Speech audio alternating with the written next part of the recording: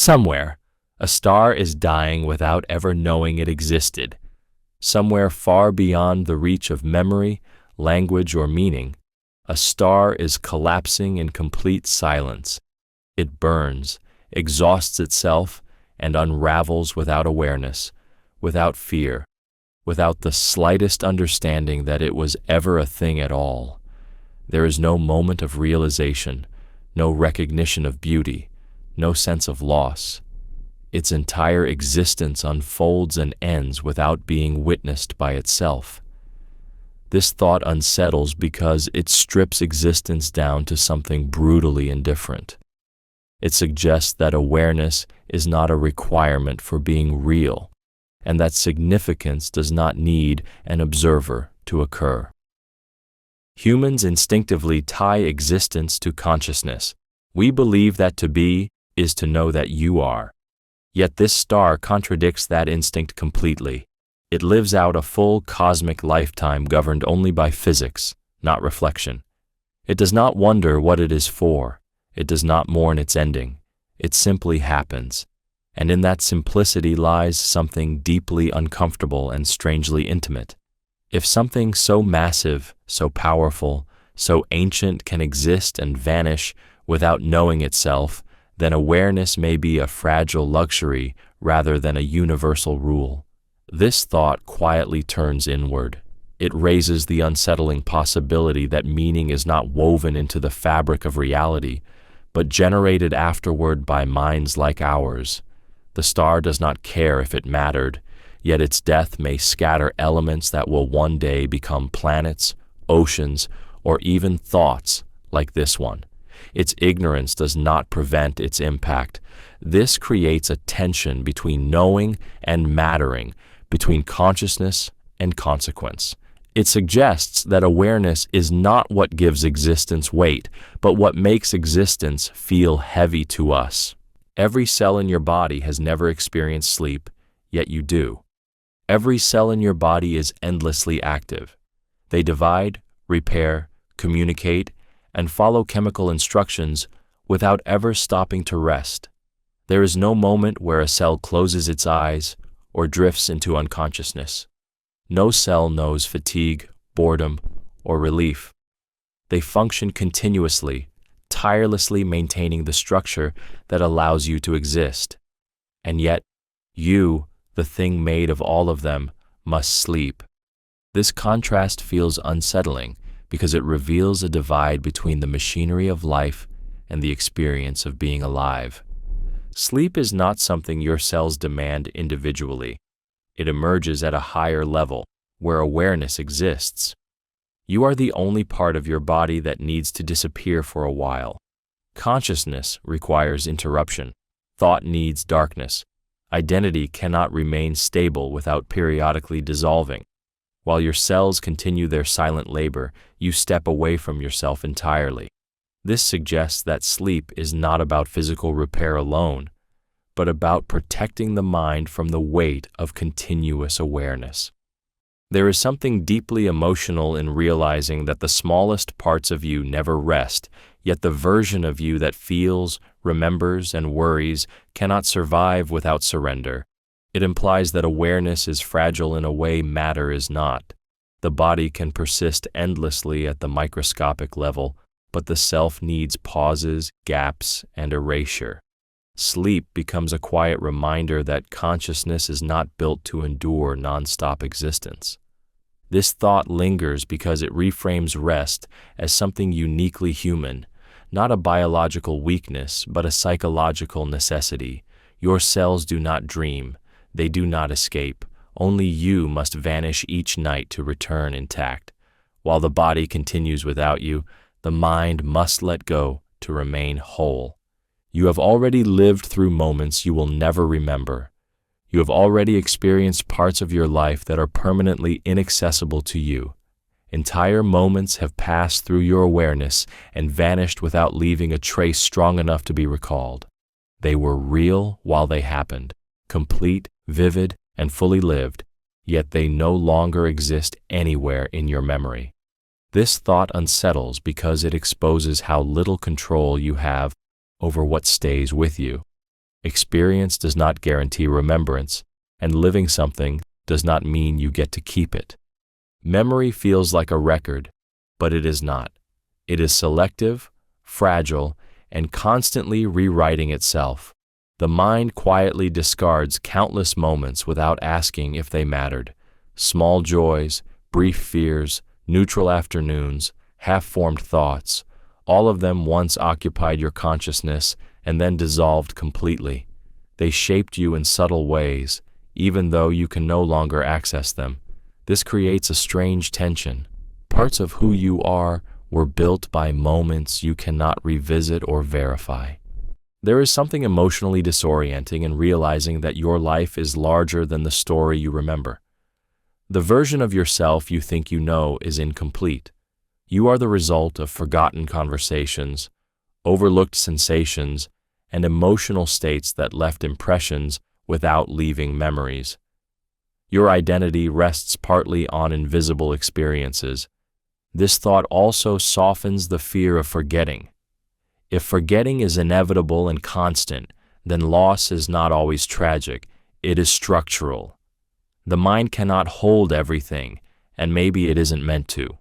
Moments can matter even if they disappear. They can shape you without needing to be recalled. In that sense, your life is fuller than your memory allows, quietly shaped by experiences that existed only once, only briefly, and only for you. Time keeps passing even when nothing seems to happen. Even in moments that feel empty, time continues its quiet movement.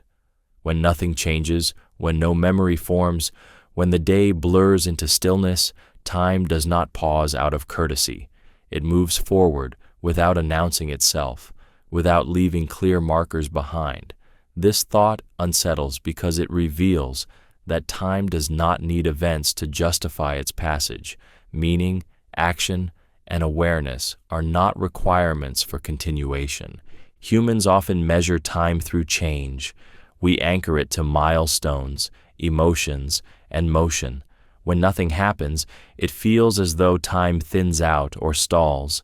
But this is an illusion created by perception, not reality. Beneath stillness, the body ages, systems shift, cells replace themselves, and the universe continues unfolding. Time flows regardless of whether it is noticed, recorded, or felt.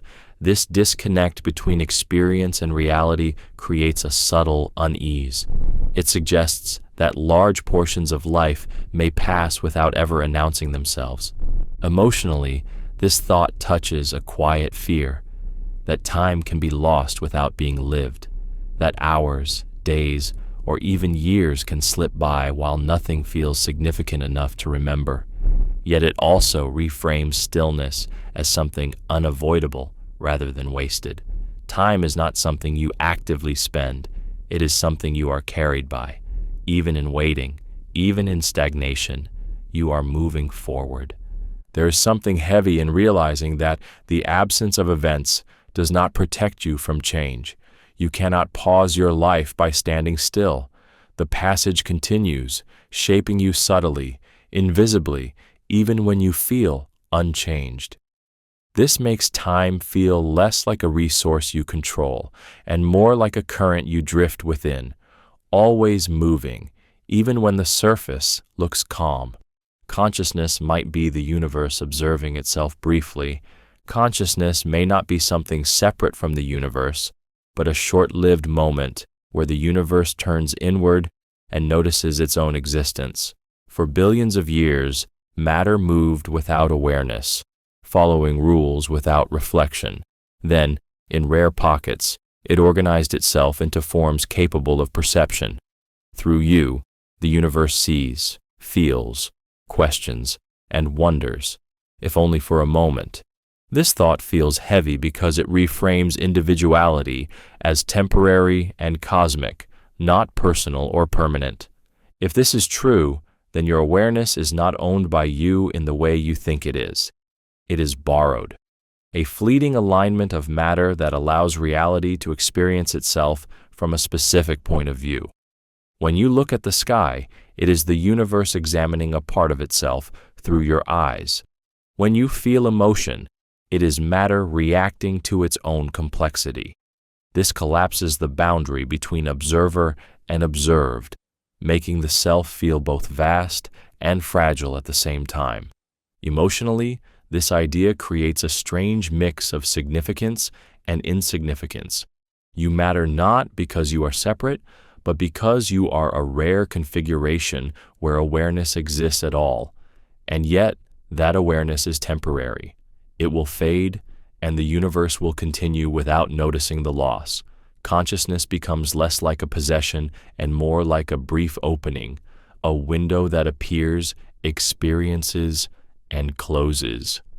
This thought quietly dissolves the pressure to be permanent. If consciousness is the universe observing itself, then meaning does not need to last forever to be real. The experience itself is the point. Awareness does not need to endure. It only needs to happen. And right now, it is happening through you. You are older than every version of yourself you still imagine.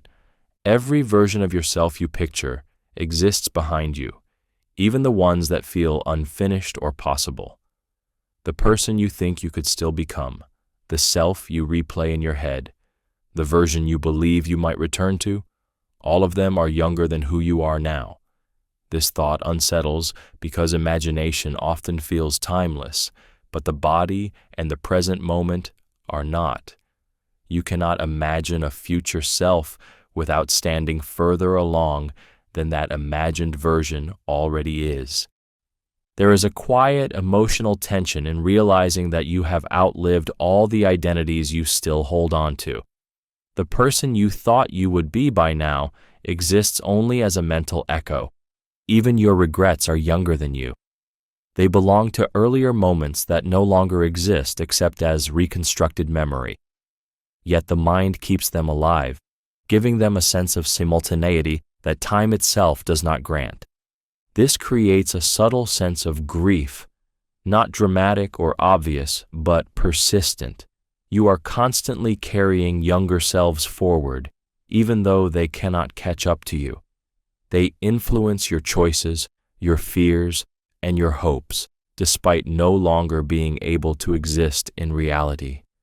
The present version of you is the oldest you have ever been, and the only one capable of acting, yet it is often overshadowed by imagined alternatives that time has already passed. This thought reframes growth in a way that feels both grounding and unsettling. You are not lagging behind your potential, you are ahead of it. Time has already placed you beyond the versions you still negotiate with internally. Whether you acknowledge it or not, you are standing further along the timeline than any self you continue to imagine, carrying all of them with you while being none of them anymore. Silence exists even when no one is there to hear it. Silence does not depend on an audience. It is not created by the absence of sound alone, nor does it wait for someone to notice it. Long before ears evolved and long after they are gone, silence stretches on without interruption. This thought unsettles because it challenges the idea that experience requires a witness. It suggests that states of being can exist fully without ever being perceived. Humans instinctively define silence as something felt, something heard when noise stops. But silence is not a reaction, it is a condition. In empty spaces, distant galaxies, abandoned rooms, and unobserved moments, silence holds its shape without acknowledgement. It does not announce itself, it does not become more real when noticed. It simply is. This makes awareness feel less central than we want it to be, as if reality continues calmly without caring whether anyone is paying attention. Emotionally, this thought creates a subtle sense of loneliness that doesn't come from isolation, but from insignificance. If silence exists without us, then our presence is not what grants the world its depth. We step into silence rather than creating it. This can feel unsettling, as if the universe is indifferent to observation, offering no reassurance that our attention changes anything. At the same time, there is something strangely calming in this realization. Silence does not need to be filled or justified. It is not empty simply because no one hears it. It is complete on its own.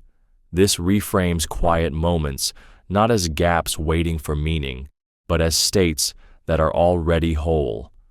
Silence does not vanish when you leave the room. It remains steady and untouched, continuing without interruption. The present moment disappears the instant you notice it. The present feels like something you can touch, yet the moment you try to grasp it, it slips away. Awareness itself pushes the present into the past. The instant you notice what is happening, it has already happened. This thought unsettles because it reveals a quiet paradox at the center of experience. Consciousness is always slightly late. You never truly inhabit the present. You observe its echo. The mind depends on processing, and processing requires time, however small. By the time a sensation, sound, or thought reaches awareness, it has already passed through a delay. The now you feel is a reconstructed moment, assembled from fragments that are already gone. This means you are always living just behind reality, chasing something that cannot be caught. The present is not a place you stand in, but a boundary you cross without stopping. Emotionally, this creates a subtle disorientation. We are told to live in the moment, to be fully present, yet the structure of consciousness makes that impossible. Presence becomes an intention rather than an achievement. You can lean toward the present, but never stay inside it. This can feel frustrating, even isolating, as if life is always slightly out of reach. At the same time, this thought softens the pressure to hold on to moments. If the present cannot be captured, then losing it is not a failure. It was never meant to stay. Experience flows forward without pausing for recognition. Awareness simply follows, assembling meaning after the fact. In that sense, living is less about holding the present still and more about allowing yourself to move with its constant disappearance, knowing that noticing it is already an act of letting it go. Your thoughts will end someday, but the world will continue thinking without you. There will come a moment when your thoughts stop forming. No more internal commentary, no more memories replaying, no more quiet questions drifting through your mind. The stream that has narrated your entire existence will go silent. What makes this thought unsettling is not just the ending of thought itself, but the realization that thinking does not end with you.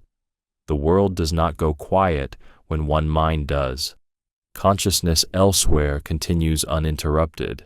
Right now, while you think, countless other minds are also thinking, simultaneously, independently, unaware of you. They are worrying, dreaming, remembering, imagining futures that do not include you. When your thoughts end, that process does not pause. New thoughts will still be born in other people, other places, other times. Ideas will still form. Questions will still be asked. Meaning will still be constructed by minds that never knew yours existed. This creates a strange emotional tension.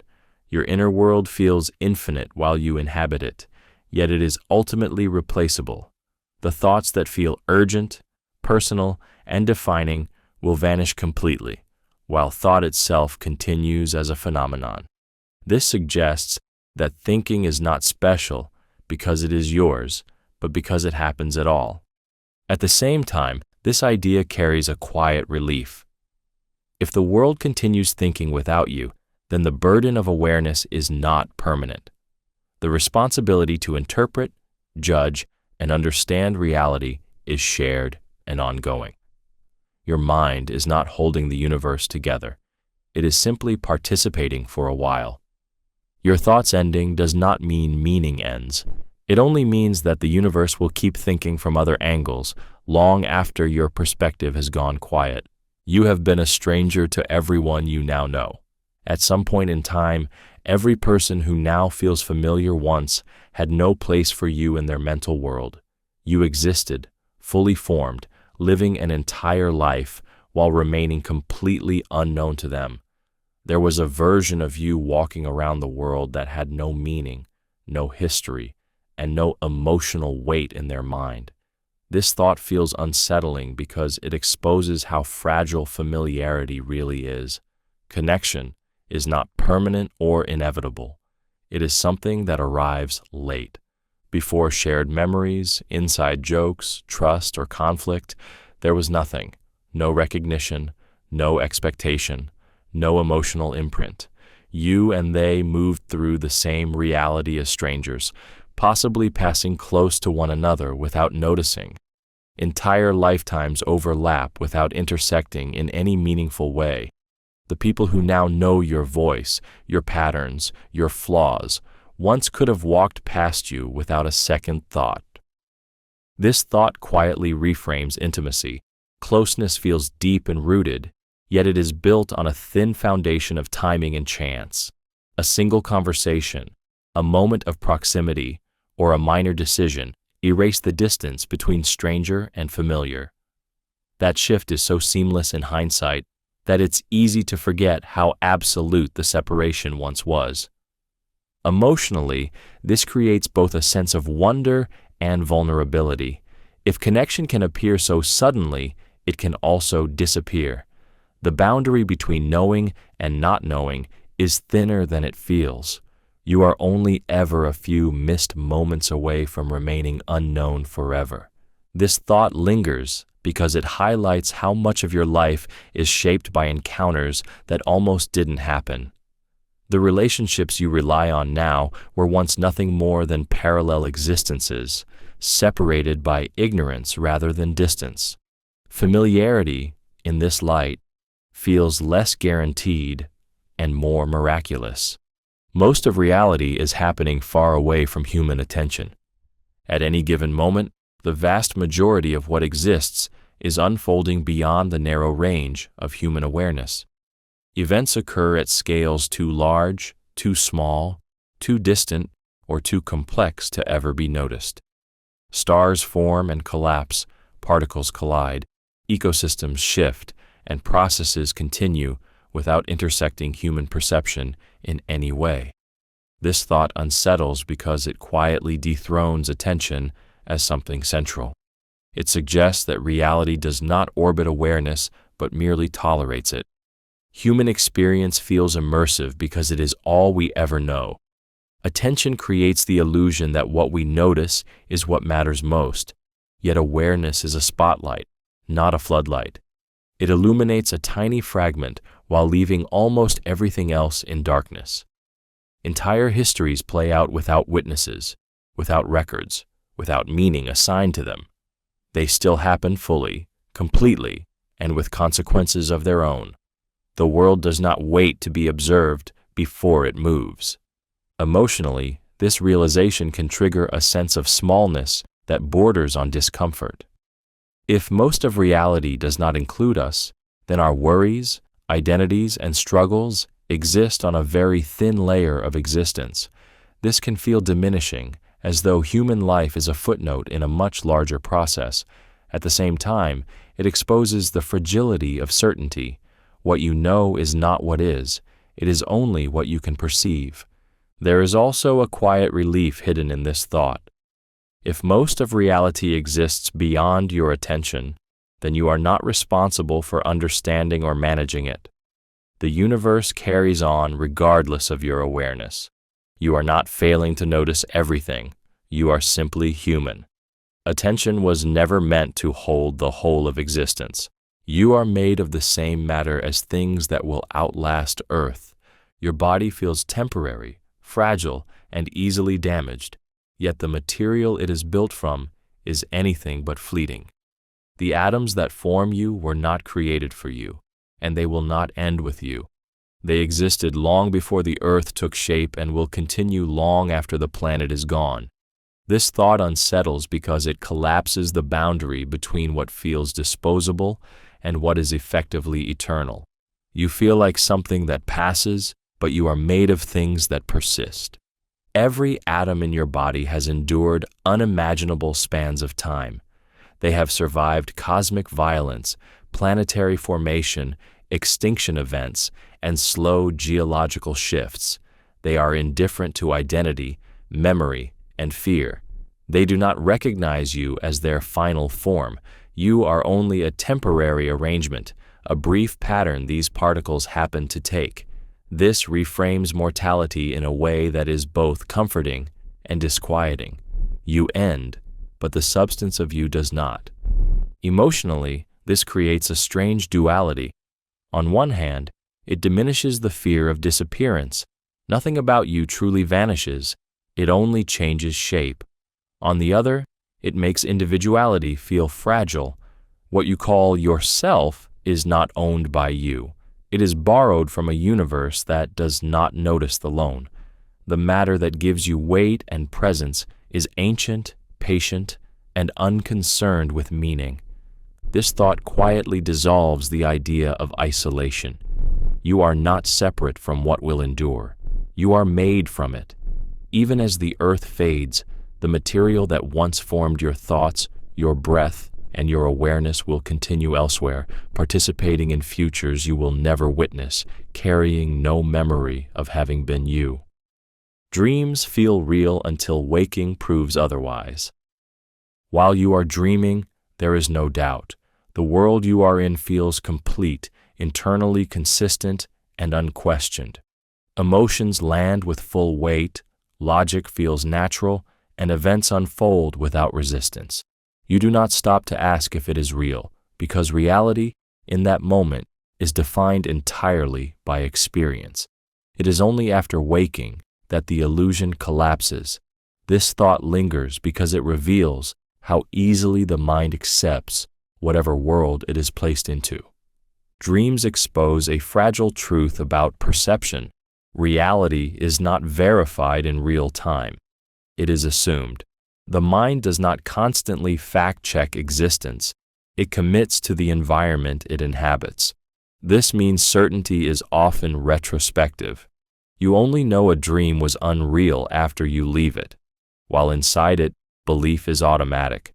This raises an unsettling question about waking life itself. If conviction can be manufactured so completely during sleep, how much of waking reality is trusted simply because there is no alternative perspective available? Emotionally, this thought destabilizes confidence in awareness. The fear, joy, or relief felt in dreams is genuine, even if the circumstances are not. The nervous system reacts as if everything is real because, to it, it is. This suggests that emotional truth does not depend on objective reality. Feelings are real even when the world producing them is not. Waking up feels like clarity, but it is also erasure. An entire reality dissolves instantly, leaving only fragments. The dream did not gradually fade, it simply lost authority. This makes waking feel less like discovery and more like replacement. One reality overwrites another, and certainty shifts without struggle. Dreams remind you that reality is something the mind agrees to, not something it proves. The universe does not rush, yet everything changes. Nothing in the universe appears to hurry. Galaxies drift, stars age, matter rearranges itself at a pace so slow it feels eternal from a human perspective. There is no urgency, no deadline, no sense of being behind. And yet, despite this calm, nothing remains the same. Change is constant, unavoidable, and absolute. This thought feels unsettling because it contradicts the human instinct to associate change with pressure. The universe transforms without stress, without effort, and without intention. Humans rush because we are aware of time passing. We feel its weight and respond with urgency, fear, and planning. The universe does not share this awareness. It does not push forward. It simply continues. Change unfolds not because something demands it, but because continuation itself produces difference. This creates a strange emotional tension. If everything changes without trying, then resistance is unnecessary, yet unavoidable at the same time. This thought quietly undermines the idea that transformation must be forced. Mountains erode without deciding to. Stars evolve without choosing to grow old.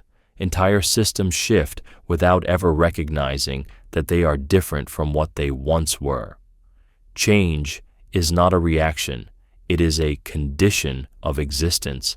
Nothing needs to rush because time is not something the universe experiences, it is something the universe is. Emotionally, this can feel both relieving and disorienting. It suggests that pressure is a human addition, not a universal requirement. You can move forward without urgency and still change completely. The absence of rushing does not mean stagnation.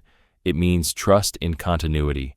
Everything alters not because it is chased, but because remaining the same is impossible. The universe demonstrates that transformation does not require anxiety, only time continuing to exist.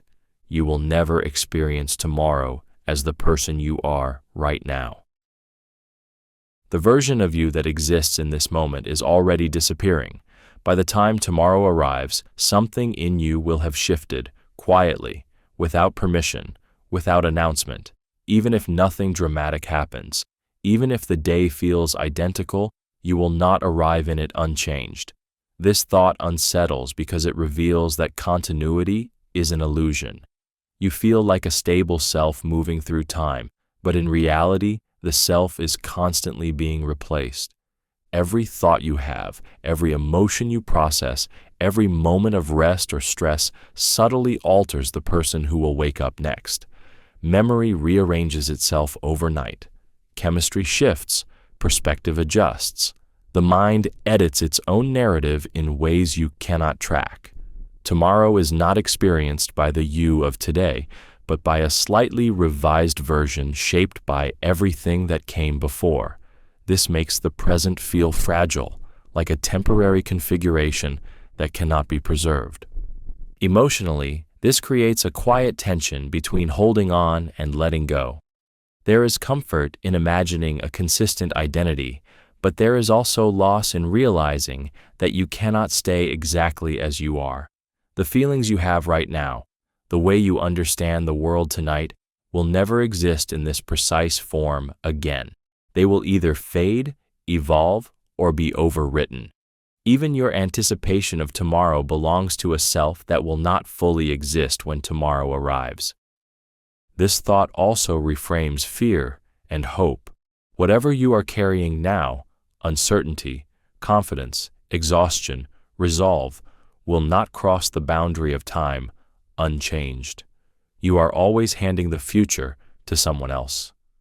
Tomorrow belongs to a version of you that you are already becoming, whether you are ready or not. Existence does not ask permission to continue. Existence moves forward without hesitation or consent. It does not pause to check whether conditions are ideal, whether you are ready, or whether the moment feels right. It simply continues. This thought unsettles because it removes the comforting illusion that life waits for agreement.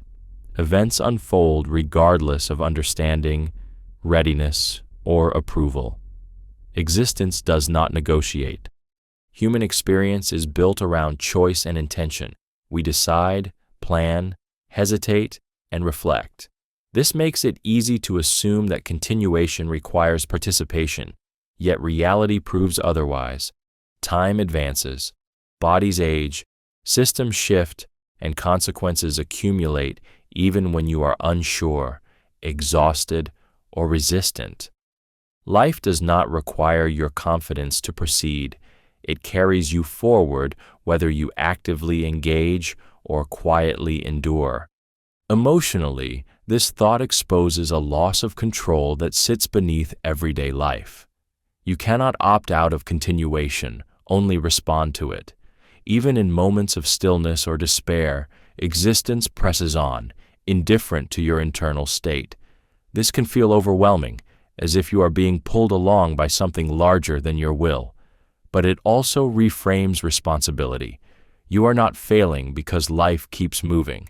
That movement is not a demand placed on you, it is simply the nature of being here. There is a strange relief hidden inside this realization. If existence does not ask permission, then hesitation does not disqualify you. Uncertainty does not stop you from belonging to reality. You are not required to authorize your own continuation. You exist by default, carried forward by processes older and stronger than intention. Life does not wait for clarity, and it does not punish confusion. It continues, steady and indifferent, allowing you to exist within it even when you feel unprepared to participate. Somewhere, someone is feeling exactly what you felt years ago. At this very moment, somewhere in the world, a person is experiencing an emotion that once consumed you. The same tightness in the chest, the same quiet hope, the same confusion, fear, or relief. They do not know your name. They do not know that this feeling once belonged to you, yet the emotional state unfolding inside them mirrors something you lived through years ago, with the same intensity and weight. This thought feels unsettling because it collapses time into something cyclical rather than linear. Emotions feel personal when you are inside them. They seem unique, shaped by your circumstances and your identity. But this thought suggests that feelings are patterns that repeat across different lives, emerging wherever conditions align.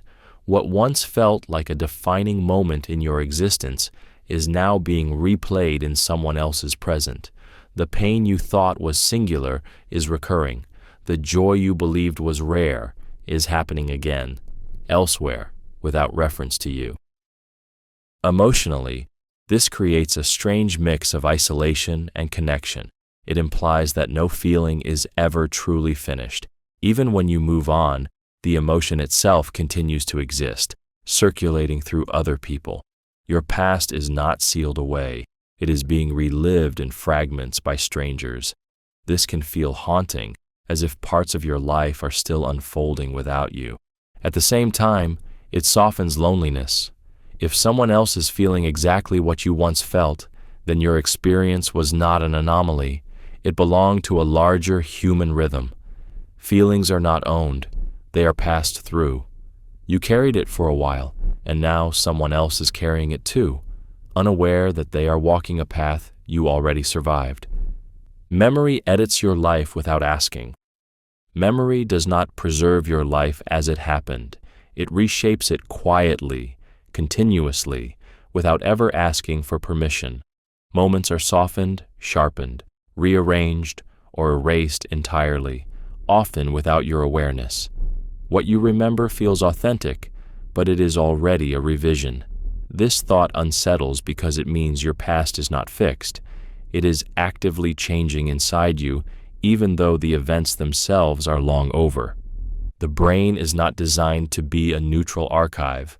It prioritizes emotion, survival, and narrative over accuracy. Details that once felt important fade, while others grow heavier with time. A single memory can shift tone depending on your mood, your current beliefs, or who you have become since it occurred. Over time, memory stops reflecting the event itself and starts reflecting what that event means to you now. In this way, the past becomes responsive rather than static. There is something deeply emotional about realizing that the story you tell yourself about your life is partly constructed after the fact. You trust your memories as evidence, yet they are shaped by bias, repetition, and reinterpretation. Each time you recall a moment, you subtly alter it, reinforcing certain elements and discarding others. The edit becomes permanent, even though you never agreed to the change. This thought creates a quiet instability. If memory is constantly rewriting your life, then identity is built on a moving foundation. Who you believe you were is influenced by how your mind chooses to remember you. Regret can grow sharper, joy can fade, and pain can soften, not because the past changed, but because memory did. At the same time, this reveals why healing is possible. If memory edits without consent, it can also loosen its grip without warning. The past is not locked away intact, it lives inside a system that is always adjusting. Your life story is being rewritten even now, sentence by sentence, without ever stopping to ask if you are ready. You are both temporary and inevitable. Your existence is brief, bounded, and moving toward an end you cannot avoid. At the same time, your existence was unavoidable once the conditions aligned. Given the chain of events that led here, the collisions, choices, errors, and chances, you are not optional. This thought unsettles because it holds two ideas that feel incompatible in the same space. You will not last, yet you could not have been prevented. You are fleeting, but you were guaranteed. Humans often associate inevitability with permanence, but this reveals something more unsettling. Something does not need to endure to be necessary. Your presence in time was not a suggestion. It was the only outcome possible once everything before it occurred. Billions of moments converged to produce you, and there was no alternate version of reality where that convergence led nowhere. You were always going to happen, even though you will not stay. Emotionally, this creates a strange mix of significance and humility. You matter not because you will last, but because you occurred at all. Your temporary nature does not diminish your reality, it defines it. The universe does not create eternal things by default. It creates events. You are one of them, a brief, irreversible expression of conditions that can never be repeated in exactly the same way. This thought quietly challenges the fear of impermanence. If you were inevitable, then your existence does not need justification. You do not need to prove your worth through longevity or impact. You happened because the universe arrived at you, and that arrival cannot be undone. Even when you are gone, the fact that you were here will remain part of reality's structure, unerasable, even if unremembered. Nothing is truly still, even in rest. Rest feels like a pause, a suspension of motion, a moment where nothing is required to move or change. Yet beneath that feeling of stillness, everything continues. Your body adjusts, your breath shifts, your heart maintains its rhythm, your cells remain in constant activity. Even when you lie completely still, motion persists at levels too small and too steady to notice. This thought unsettles because it reveals that stillness is not the absence of movement, but the absence of attention to it. The idea of rest often carries the promise of stopping. We imagine it as a moment where life loosens its grip and allows us to exist without momentum. But existence does not fully stop for rest. It only softens its pace. Processes continue quietly, without demanding awareness. Time does not freeze because you have closed your eyes. Change does not wait for you to feel ready. It simply becomes less visible. Emotionally, this thought reframes rest as something more fragile and more profound. Rest is not a shutdown, but a shift in how movement is experienced. It is the moment when motion no longer asks to be managed. This can be comforting or unsettling, depending on how tightly control is held. Even in sleep, even in silence, you are being carried forward by systems that do not require your participation. There is something quietly humbling in realizing that rest does not grant exemption from existence. You are never outside of motion. You are only occasionally unaware of it. This makes rest less about stopping and more about trusting. Trusting that life can continue without your supervision. Trusting that you do not need to hold everything still in order to recover. Movement persists, gently, whether you watch it or not. You cannot remember the first time you became aware. There was a moment when you first realized you existed, and it is permanently inaccessible to you. Awareness began without ceremony, without a clear boundary, without memory. You did not notice the transition from not knowing to knowing. Consciousness simply appeared already in progress. This thought feels unsettling because it reveals that the most important shift in your entire life happened without your permission and without your recollection.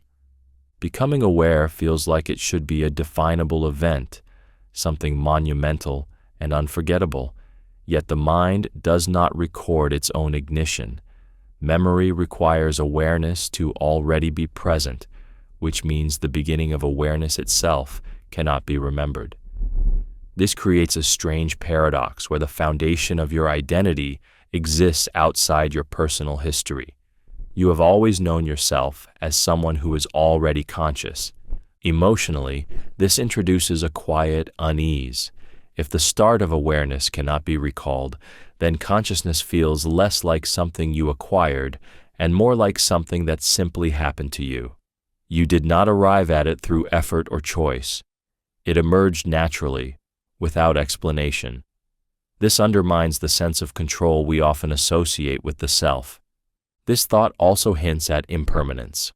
If awareness began without being noticed, it may also end without being experienced.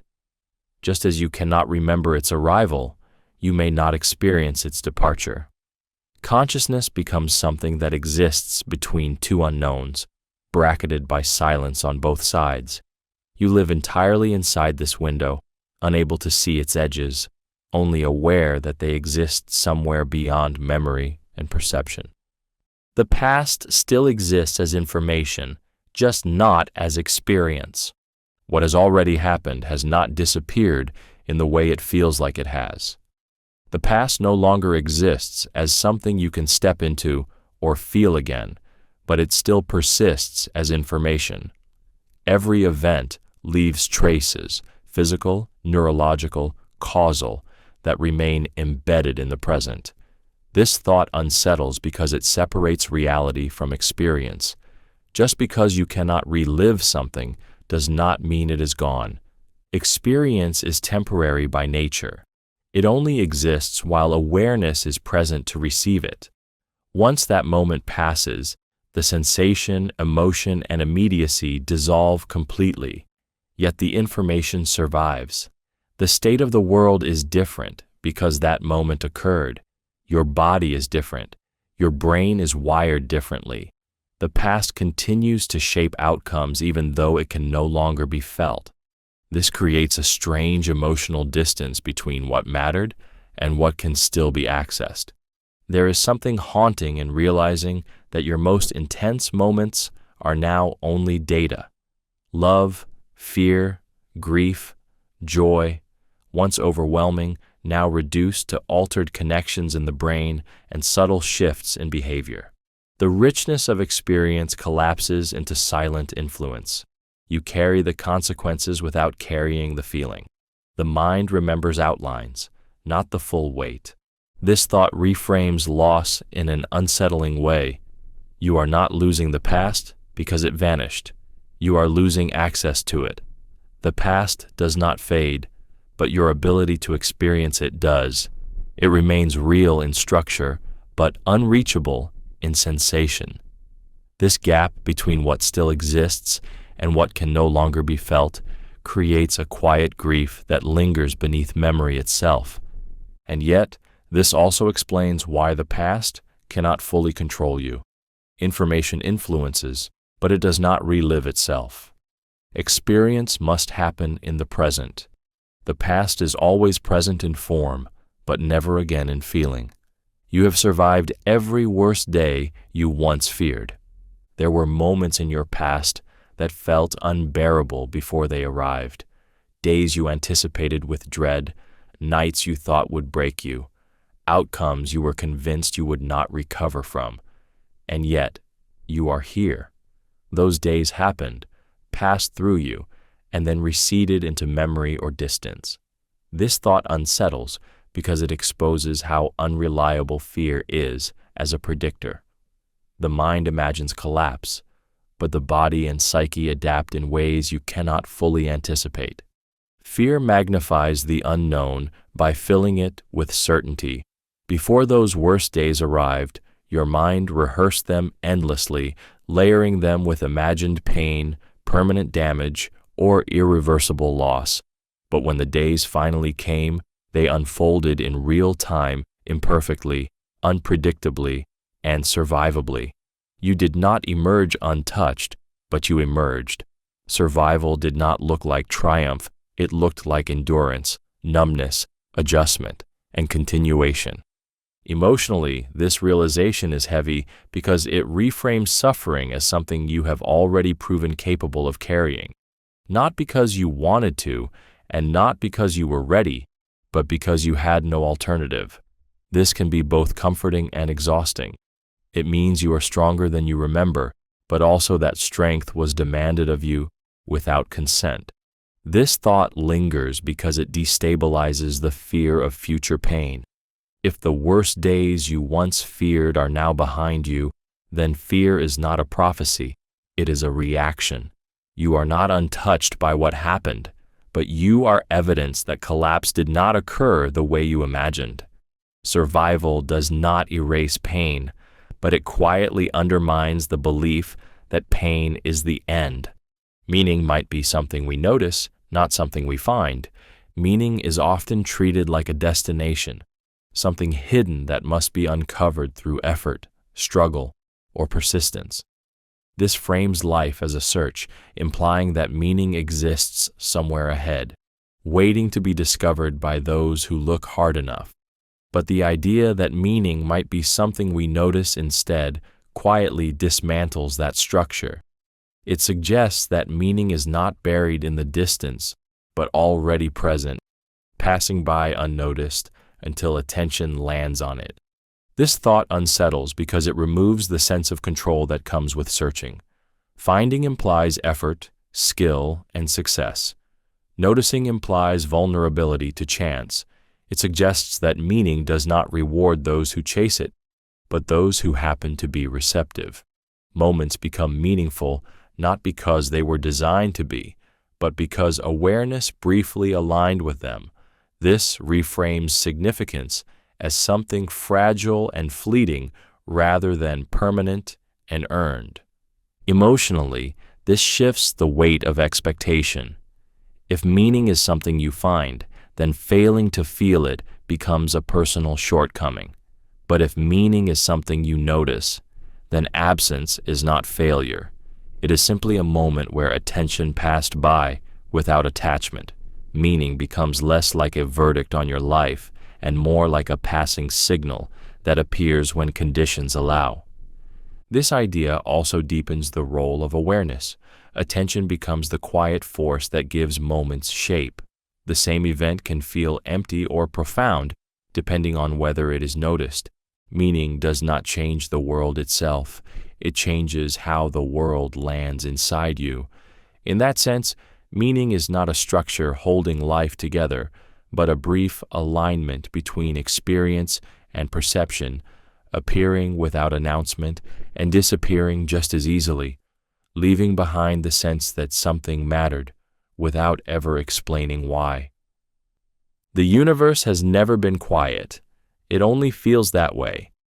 What we call silence is not the absence of activity, but the absence of perception.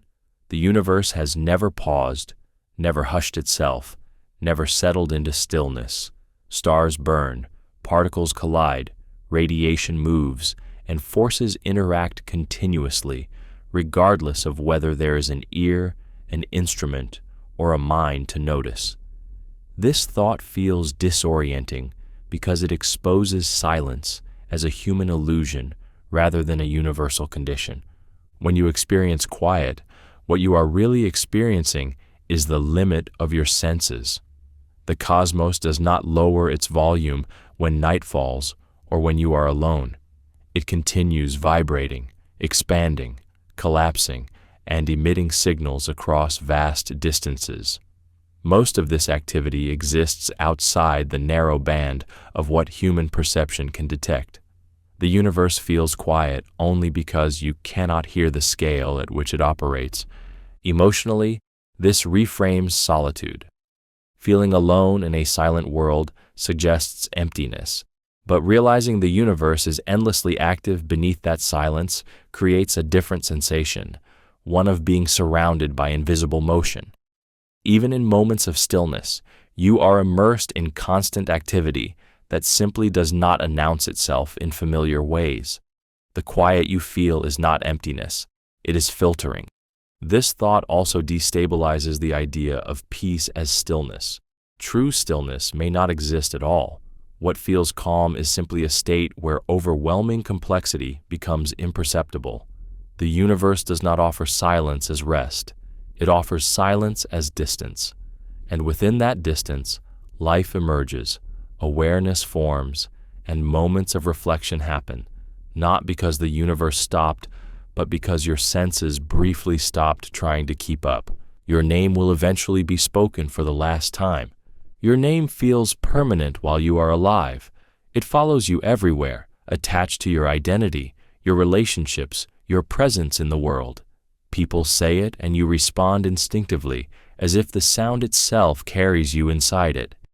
Yet there will be a moment, somewhere in the future, when it is spoken for the last time, not ceremoniously, not with awareness, but casually, as part of an ordinary sentence that no one recognizes as final. This thought unsettles because it reveals how quietly disappearance happens.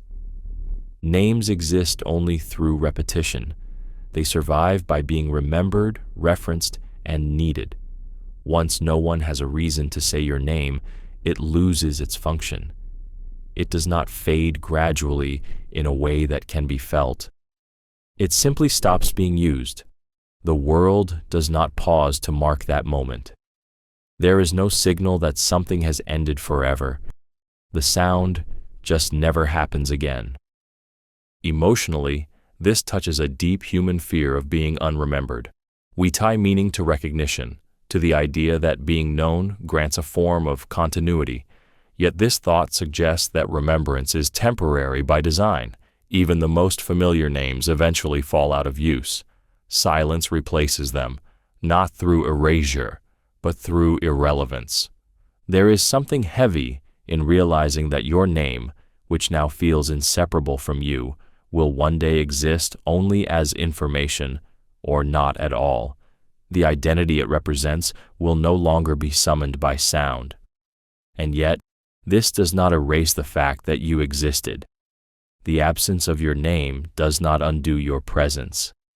This thought quietly reframes legacy. Being spoken is not the same as being real. Your life does not vanish when your name does. It simply stops being called back into the present by language, leaving behind a reality that once happened, whether or not it is ever spoken again. There are thoughts you will never think again. Some thoughts pass through your mind only once. They form briefly, fully, and then vanish without leaving a path back to them. You cannot summon them again, even if you try.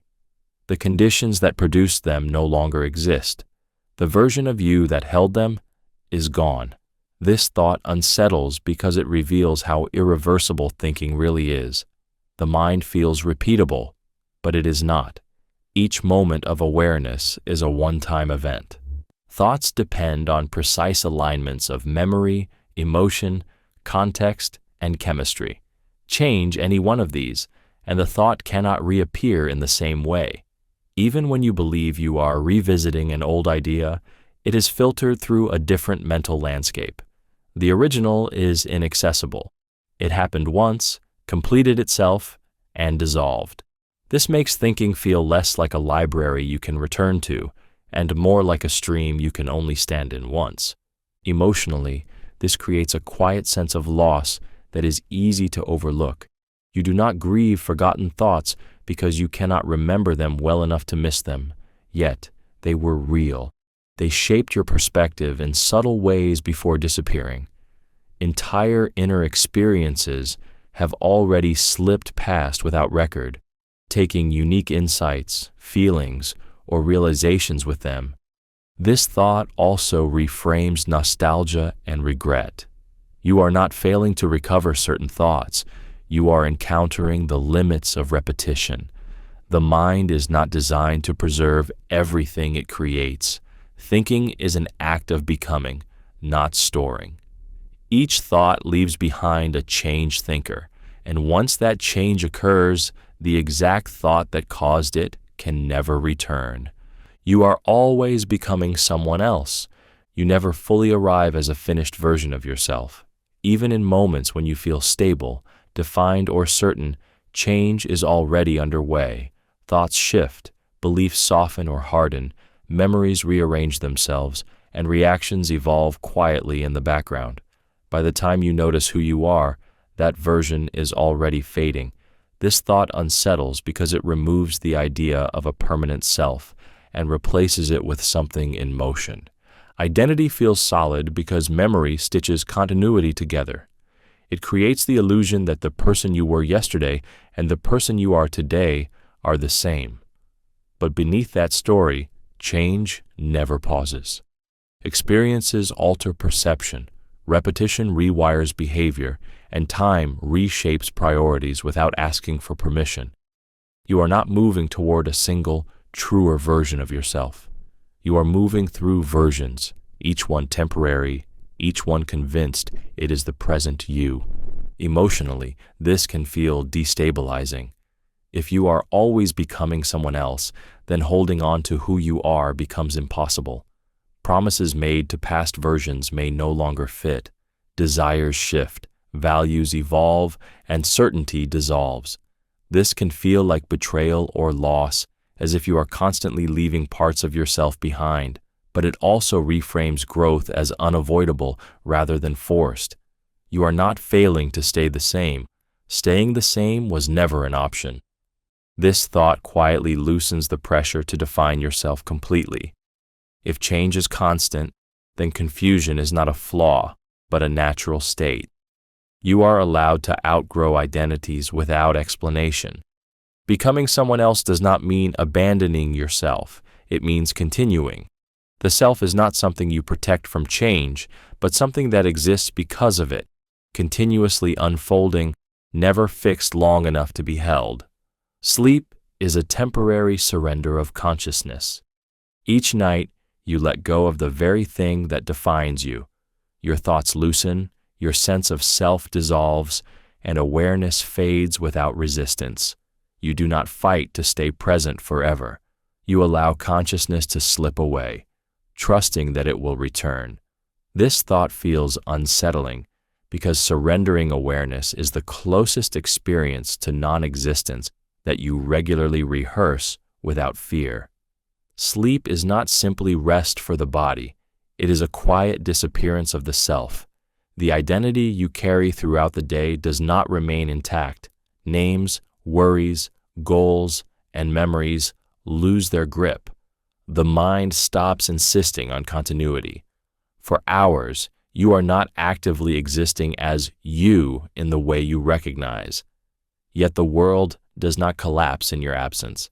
Life continues seamlessly while your awareness steps aside. Emotionally, this reveals how fragile and negotiable consciousness truly is. You spend your waking life protecting your sense of self, yet each night you release it without ceremony. This suggests that identity is not as permanent as it feels.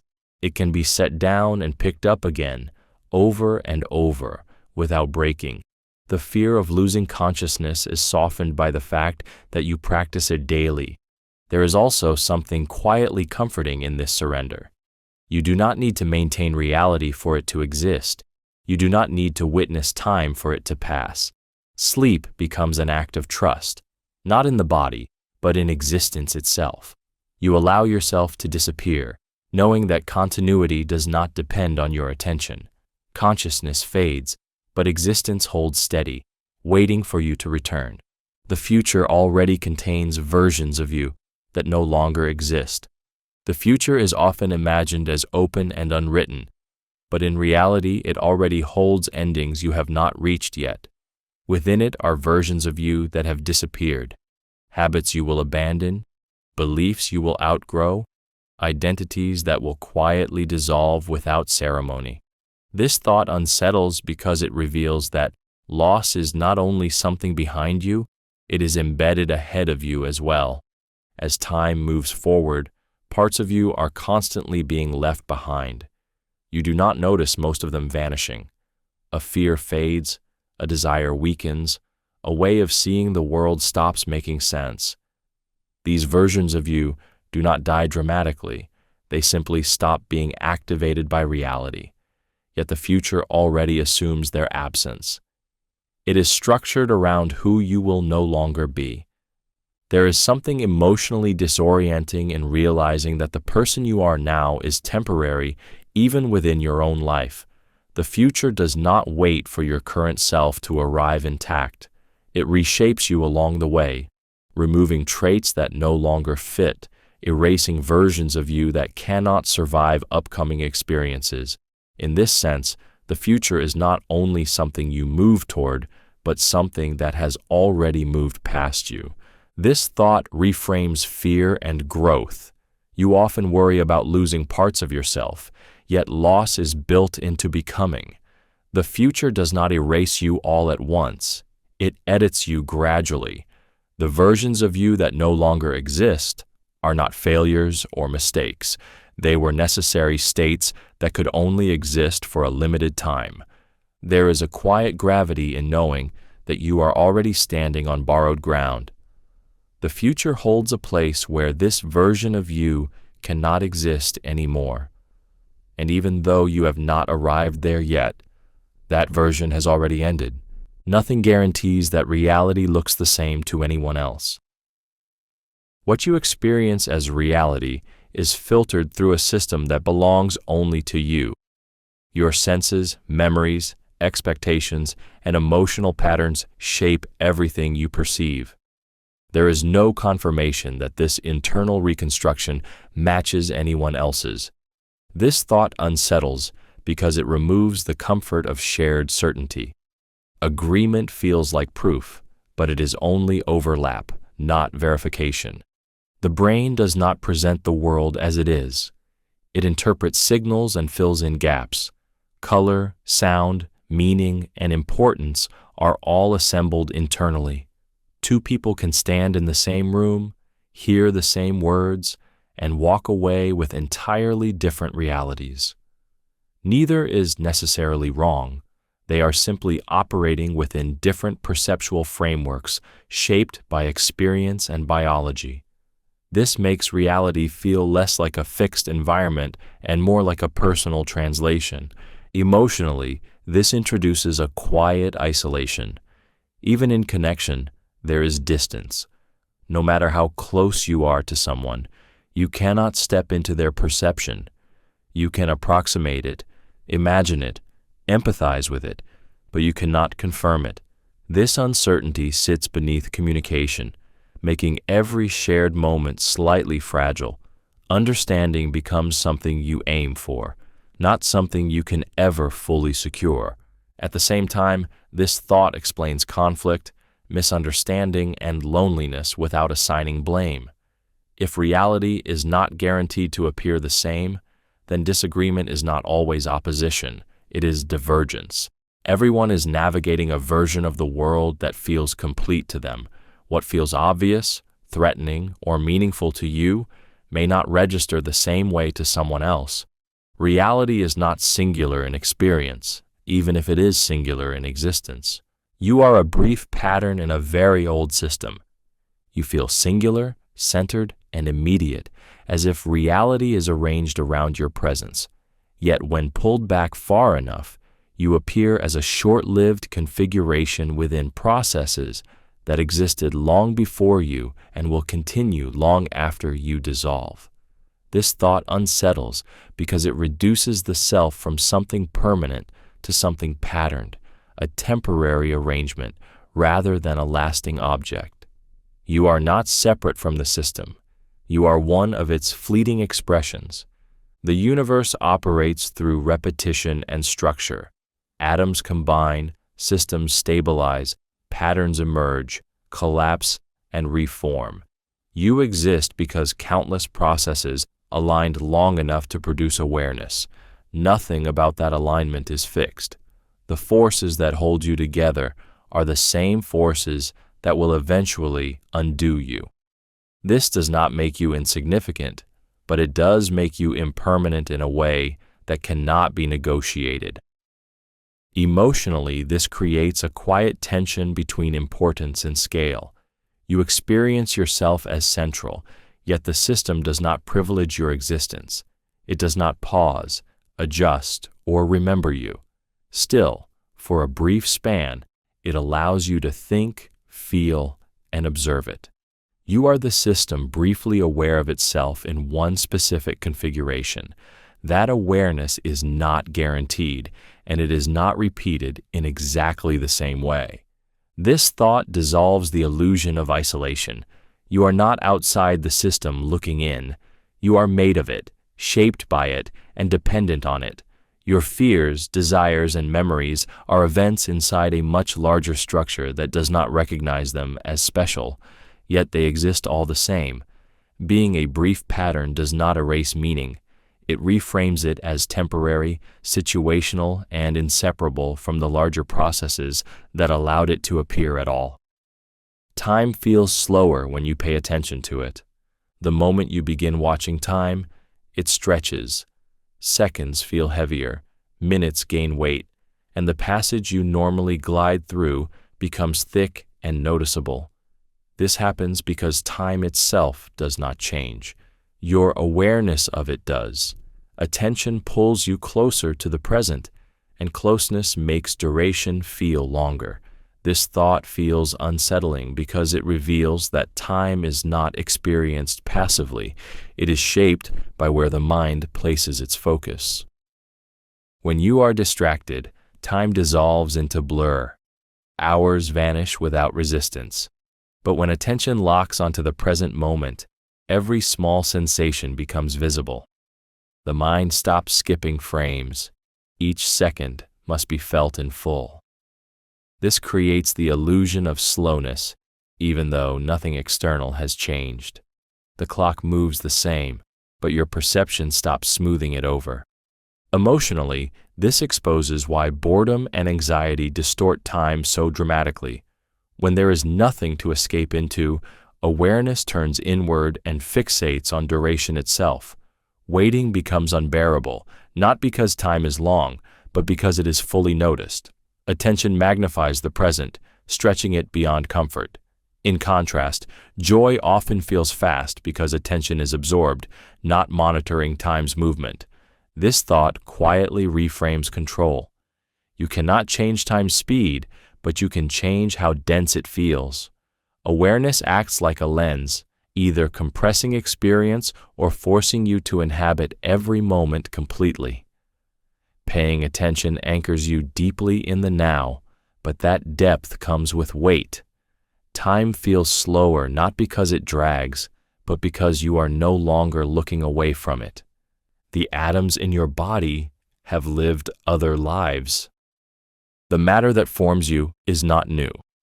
Every atom in your body existed long before you did, arranged in countless other configurations across time.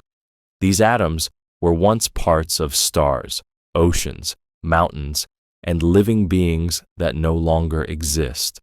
They moved through the universe without intention, without identity, long before they became part of something that can think and feel. This thought unsettles because it dissolves the boundary between you and everything else that has ever been. Your body feels personal and singular, yet it is built from components with deep, impersonal histories. The atoms that now make up your hands may have once been inside other bodies, other lives, other forms of motion. They were never meant for you. They simply arrived here through endless processes of change and transfer. This creates a quiet tension between individuality and continuity. You feel unique, yet nothing in you originated with you. Emotionally, this thought stretches identity beyond the self. If the same matter has been reused endlessly, then existence is less about creation and more about rearrangement. You are not a beginning, but a temporary pattern. The atoms do not remember where they have been, yet their past movements made your current existence possible. You are living proof of transformations you will never know. There is something grounding and unsettling in realizing that what feels intimate is ancient. Your breath contains particles that once moved through other worlds. Your body is a meeting point for histories that never intersected consciously. This makes existence feel less isolated and more continuous, as if life is a brief alignment in an ongoing flow of matter. This thought lingers because it suggests that when you are gone, nothing truly disappears. The pattern ends, but the pieces remain, ready to become something else, somewhere else, without ever knowing they were once you. You have already forgotten most of your existence. The majority of your life no longer exists in your awareness. Entire years, days, conversations, emotions, and inner worlds have dissolved without resistance. They happened, shaped you, and then quietly disappeared. This thought unsettles because it exposes memory as a narrow window rather than a record. What you remember feels like your life, but it is only a small, curated fragment of it. For every memory you can recall, there are countless moments that left no lasting trace. Ordinary days, repeated routines, fleeting thoughts, background feelings. All of them once occupied your consciousness fully. At the time, they were your reality. Now, they are inaccessible. The mind did not preserve them because it could not. Remembering everything would be unbearable. Forgetting is not a failure of memory. It is a requirement for functioning. Emotionally, this realization creates a strange sense of loss without an object. You cannot grieve what you cannot recall, yet something in you recognizes that more has passed than you can account for. Your identity is built on events you cannot revisit, reactions you no longer remember having, and versions of yourself that are completely unreachable. You are, in part, shaped by absence. This thought also reframes the fear of forgetting. Forgetting is not something that will happen. It is something that has always been happening. Your life is not vanishing all at once, but slowly dissolving behind you as you move forward. What remains is not the totality of your existence, but the residue, enough to function, enough to feel continuous, enough to believe you know who you are.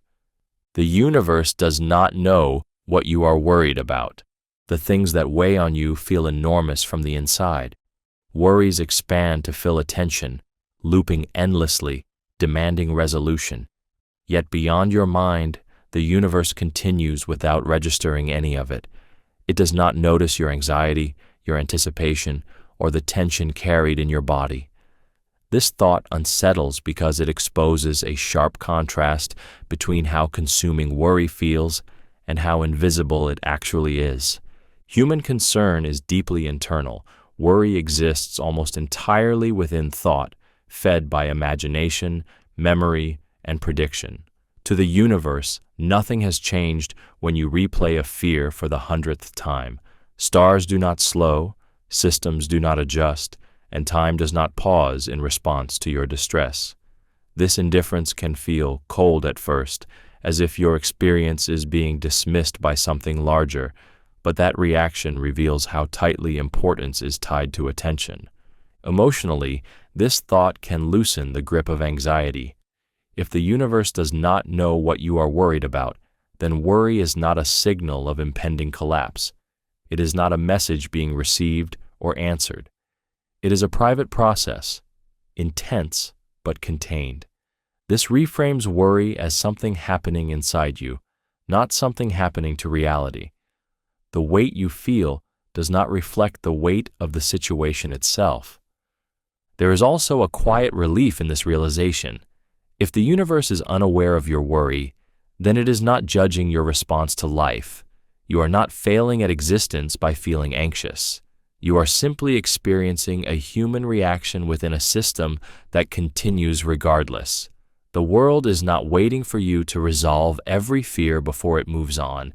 It keeps going, steady and indifferent, whether you worry or not, offering no punishment and no reassurance, only continuation. Awareness may be rarer than matter. Matter fills the universe effortlessly. It spreads, collides, accumulates, and persists across unimaginable distances and timescales.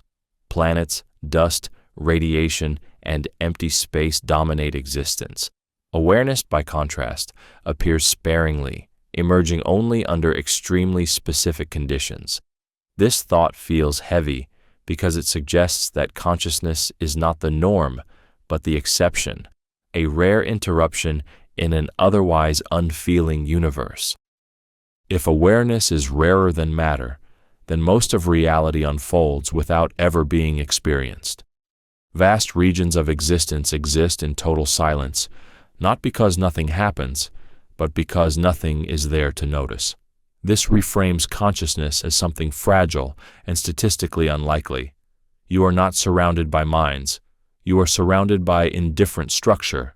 Awareness flickers briefly in small pockets, then disappears again.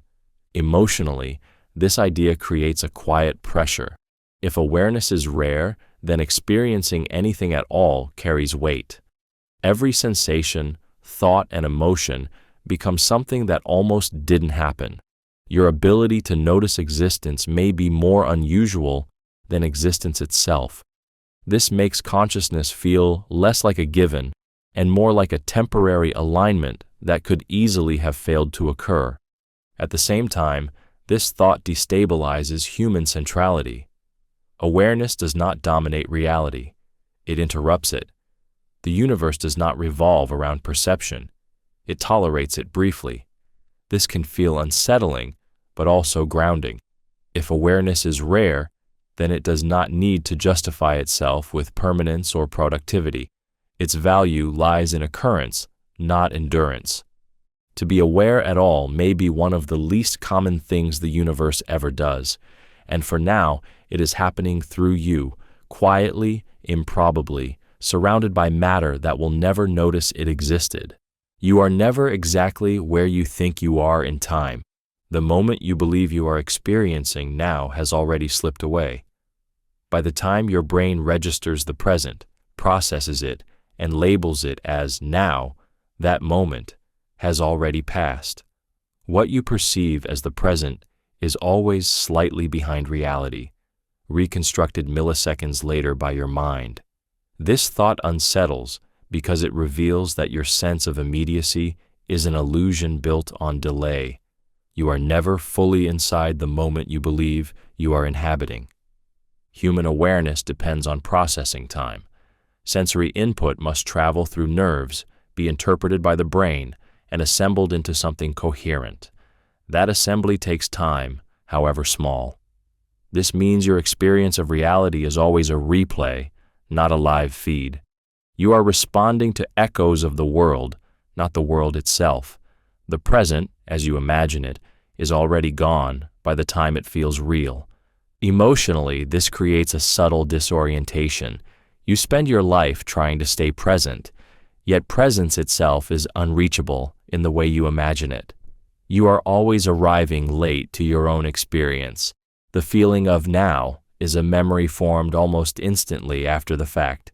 This makes time feel slippery, less like a point you can stand on, and more like a current you are constantly catching up to. This thought also reframes control. If you are never exactly where you think you are in time, then certainty becomes fragile. Decisions, reactions, and emotions are always based on moments that no longer exist. You are navigating a world that has already moved on, even as you try to grasp it. There is something quietly humbling in this realization. You are not failing to stay present. Presence itself is structurally impossible to hold. Time does not wait for awareness to catch up. It moves forward continuously, while consciousness trails just behind, stitching reality together into something that feels immediate, even though it never truly is. Every ending feels permanent, even when it isn't. When something ends, the mind treats it as final by default. A relationship, a phase, a version of yourself, a feeling. Once it stops, it registers as a closing rather than a transition. This thought unsettles because it reveals how emotion outruns logic. Even when experience proves that life continues, the nervous system reacts as if something irreversible has occurred. Endings feel like loss before they feel like change. The brain is built to respond to absence with alarm. What disappears creates a gap the mind rushes to explain, often by assuming permanence. This is why endings carry weight disproportionate to their actual duration. A moment ends, yet it feels like something has been taken away forever. The emotional system does not calculate probabilities, it reacts to disruption. The sudden lack of continuity is interpreted as danger, even when rationally you know another beginning will follow. Emotionally, this creates a quiet distortion of time. Endings stretch in memory, while what comes after feels uncertain and thin. You grieve not only what has ended, but what you imagine will never return. Even temporary endings can feel catastrophic because they interrupt identity. You were someone within that thing, and its ending threatens the version of you that existed there. This thought lingers because it explains why letting go is harder than logic suggests. The pain of endings is not proof that they are permanent. It is proof that the mind is designed to protect continuity. Feelings respond to rupture, not timelines. Even when life continues smoothly afterward, the ending still registers as something final because emotionally it was experienced that way in the moment. You cannot experience non-existence, only imagine it. Non-existence feels like something you can almost touch in thought, yet it remains forever unreachable in experience. The moment experience is present, existence is already occurring. There is no perspective from which absence can be felt. This thought unsettles because it exposes a boundary the mind cannot cross. You can picture not being here, but you can never know what that is like. Awareness collapses the possibility the instant it tries to approach it.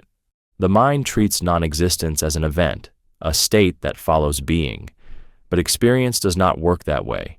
To experience anything requires awareness, and awareness requires existence. This means every image of non-existence is still happening inside something that exists. Even fear of disappearance is proof of presence. The idea of nothingness is always filtered through something, which quietly undermines the fear it creates. Emotionally, this creates a strange tension. The mind can spiral around the idea of not being, yet it can never confirm it. This makes non-existence feel both terrifying and abstract. You can worry about it endlessly, but you can never rehearse it. There is no familiarity to draw from, no reference point to soften it. This keeps the idea powerful because it remains unresolved by experience. At the same time, this thought gently reframes fear. If non-existence cannot be experienced, then suffering does not extend beyond existence either. Fear belongs to being here. Anxiety belongs to awareness. The mind imagines an absence that it cannot verify, projecting emotion into a space it will never occupy. Existence is the only condition under which experience happens at all. Everything you feel, including fear of ending, only occurs while you are present. The absence you imagine has no witness, no sensation, no memory, only the thought of it, happening now. Your thoughts are events, not objects. A thought does not exist in the way a thing does. You cannot hold it, store it, or point to where it is once it passes. It happens, unfolds, and disappears. This thought feels unsettling because it reframes thinking as something temporary and unstable rather than solid and owned. What feels like a possession is actually a process. Each thought is an event that occurs in time, not an object that persists. The mind often treats thoughts as things you have, but in reality, they behave more like weather. They arise under certain conditions, move through awareness, and dissolve without leaving a physical trace. You cannot freeze a thought in its original form. The moment you try to examine it, it has already shifted. This means the inner world you identify with is constantly in motion, never fully fixed or contained. Emotionally, this destabilizes the sense of self. If thoughts are events, then identity is not built from stable pieces, but from ongoing activity. You are not made of thoughts, you are made of thinking. This makes the self feel less like a structure and more like a flow. The anxiety, doubt, or fear you experience is not something lodged inside you. It is something happening to you, briefly. This perspective also softens the grip of mental suffering. Events pass by nature. They cannot be permanently held unless attention keeps replaying them. When a thought is seen as an event, it loses some of its authority.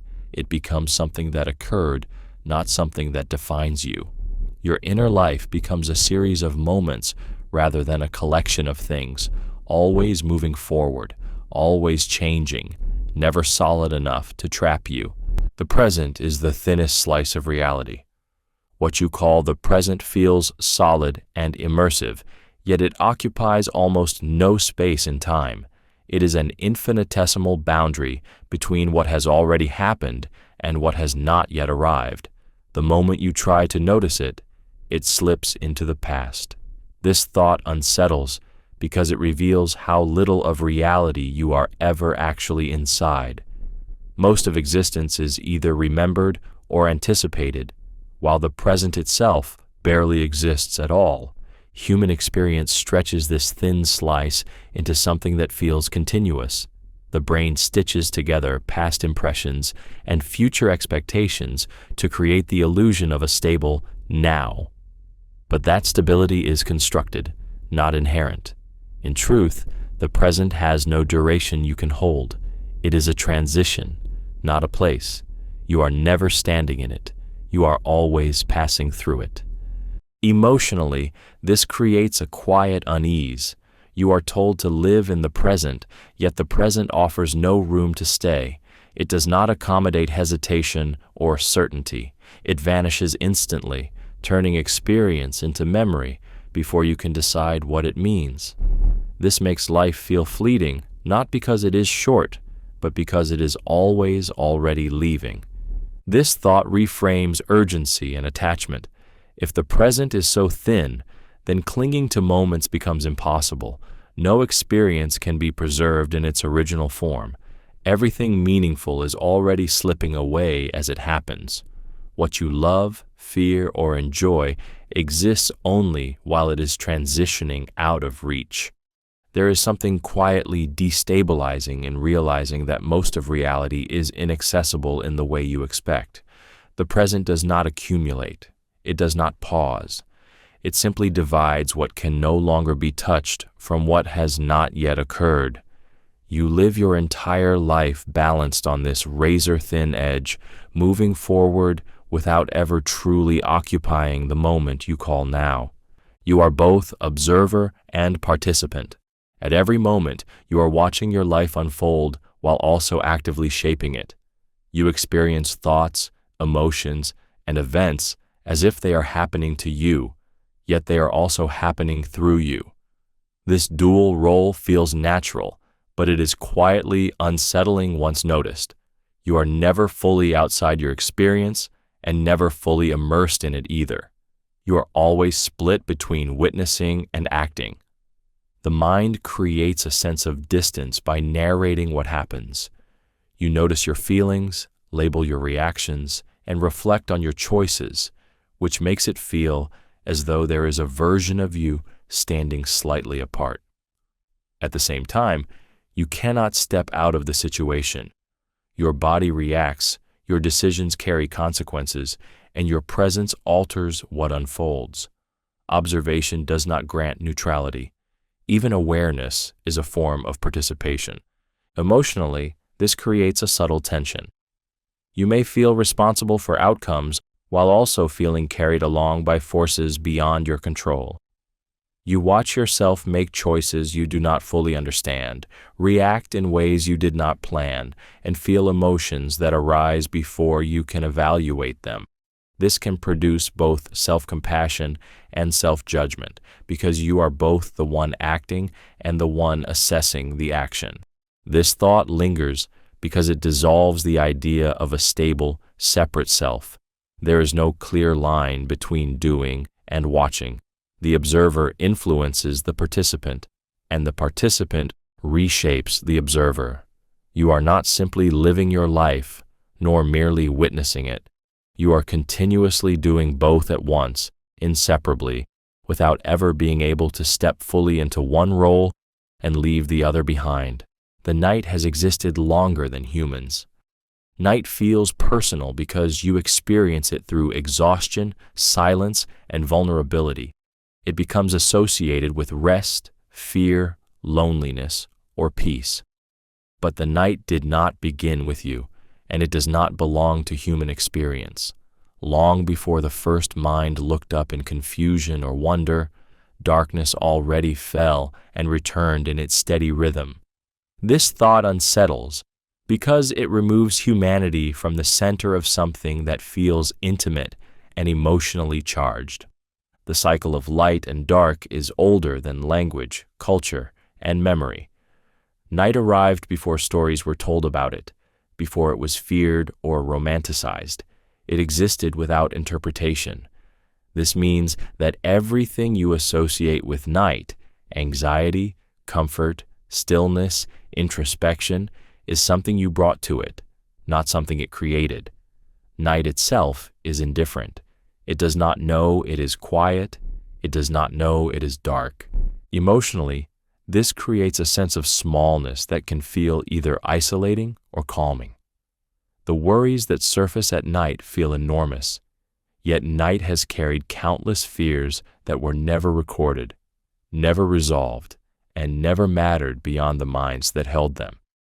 Every anxious thought you have after dark has been repeated in different forms for thousands of years, while night itself remained unchanged. There is also comfort hidden in this indifference. If night has existed longer than humans, then it does not demand anything from you.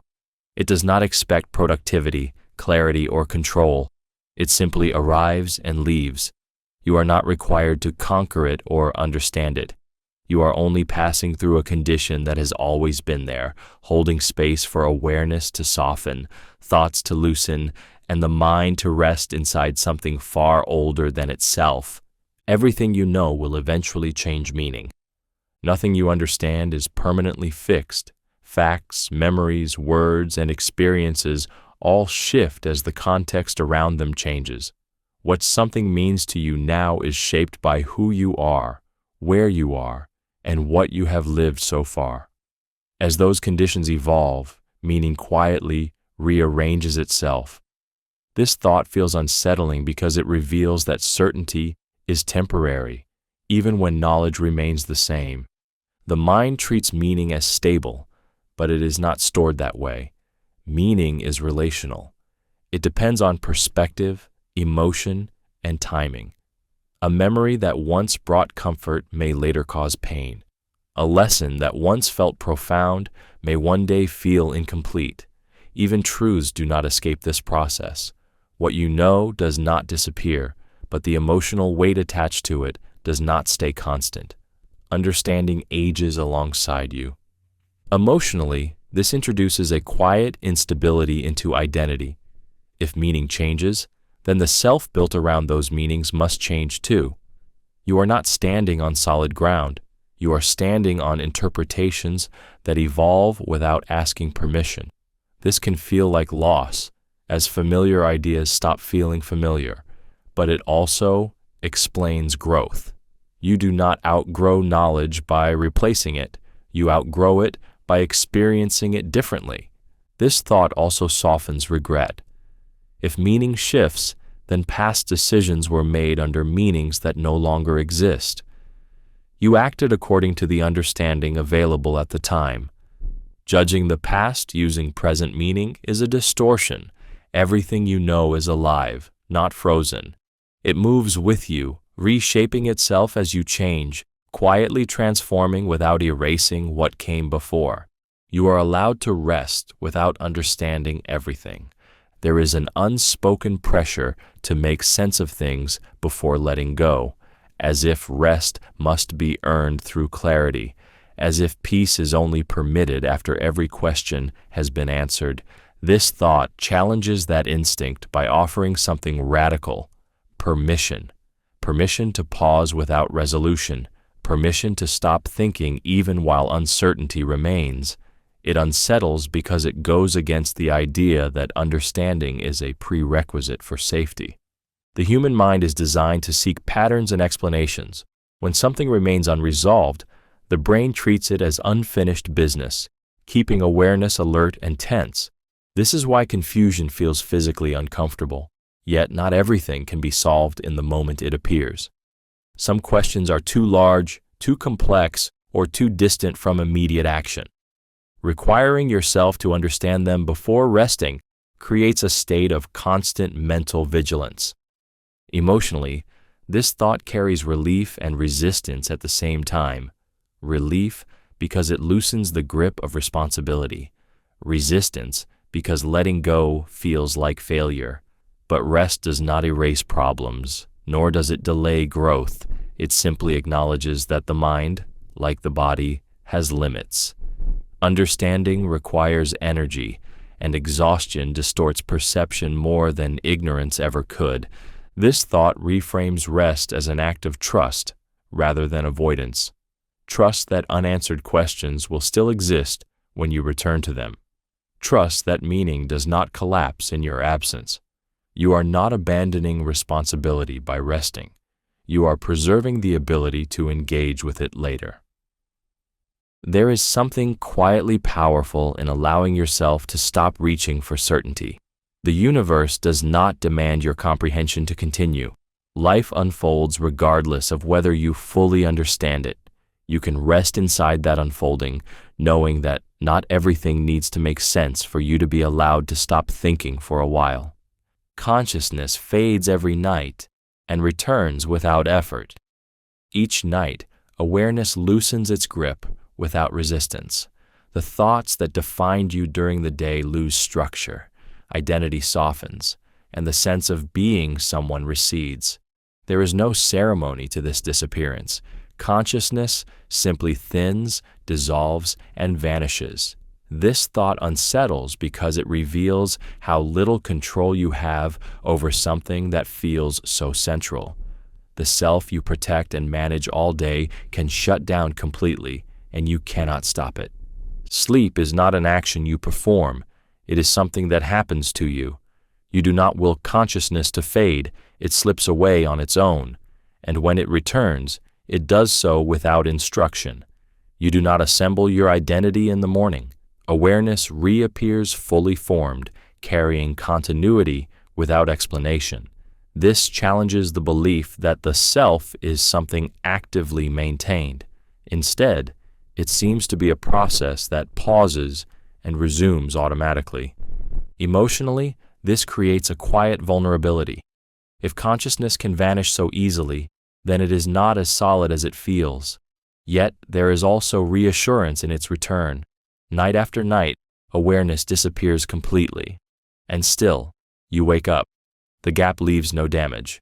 The interruption does not erase you. This repetition builds trust without requiring faith. This thought lingers because it reframes control and effort. The most essential aspect of your experience comes and goes on its own schedule. You do not earn consciousness back each morning. It returns because it does.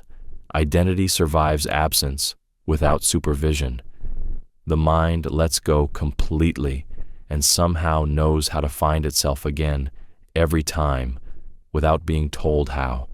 The universe is under no obligation to make sense. The human mind is built to search for patterns, causes, and explanations. We instinctively assume that confusion is temporary, that if we look long enough, things will resolve into clarity. This creates an unspoken expectation that reality owes us coherence, but the universe never agreed to that expectation. It does not promise understanding, fairness, or narrative structure. It simply exists.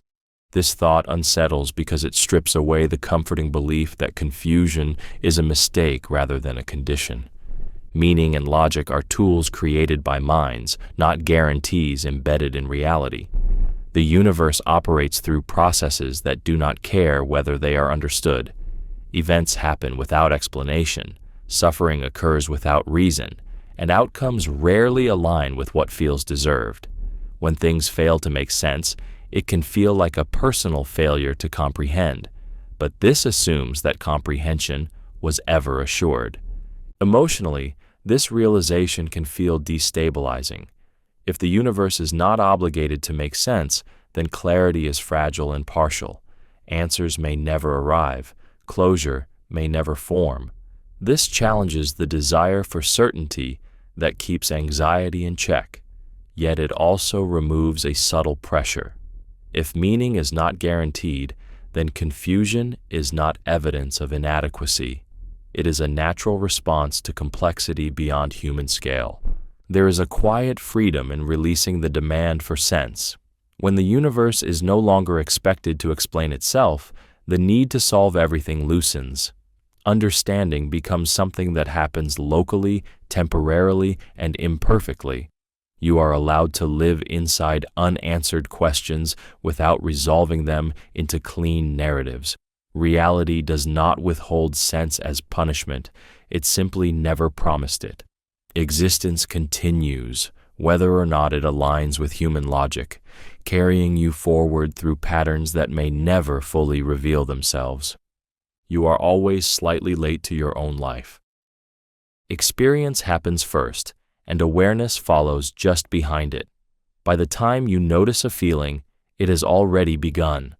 By the time you understand a moment, it is already passing. This creates the subtle sense that you are arriving just after things start, never perfectly synchronized with your own existence. This thought feels unsettling because it reveals that consciousness lags behind reality, even when that reality is your own life. The brain processes information, then presents it to awareness. That delay is tiny, but it is constant. You do not experience events as they occur. You experience a slightly edited version of them. Your reactions trail your sensations. Your understanding trails your emotions. You are always catching up to yourself. This means the present moment is never fully grasped. It is always slipping ahead while you recognize it. Emotionally, this creates a quiet frustration. You replay conversations wishing you had spoken sooner. You recognize feelings only after they have shaped your behavior. Insight arrives late, often when it can no longer change the moment that caused it. Life feels like something you interpret rather than control, because interpretation happens after the fact. This thought also reframes self-blame. If you are always slightly late, then perfection was never possible. You were never meant to respond with complete clarity in real time. Understanding comes afterward by design. Awareness is not a command center. It is a witness reviewing events that have already unfolded. You live inside a moving stream you can never fully stop or enter on time. Consciousness observes from just behind the present, always arriving a fraction too late, trying to make sense of something that has already begun.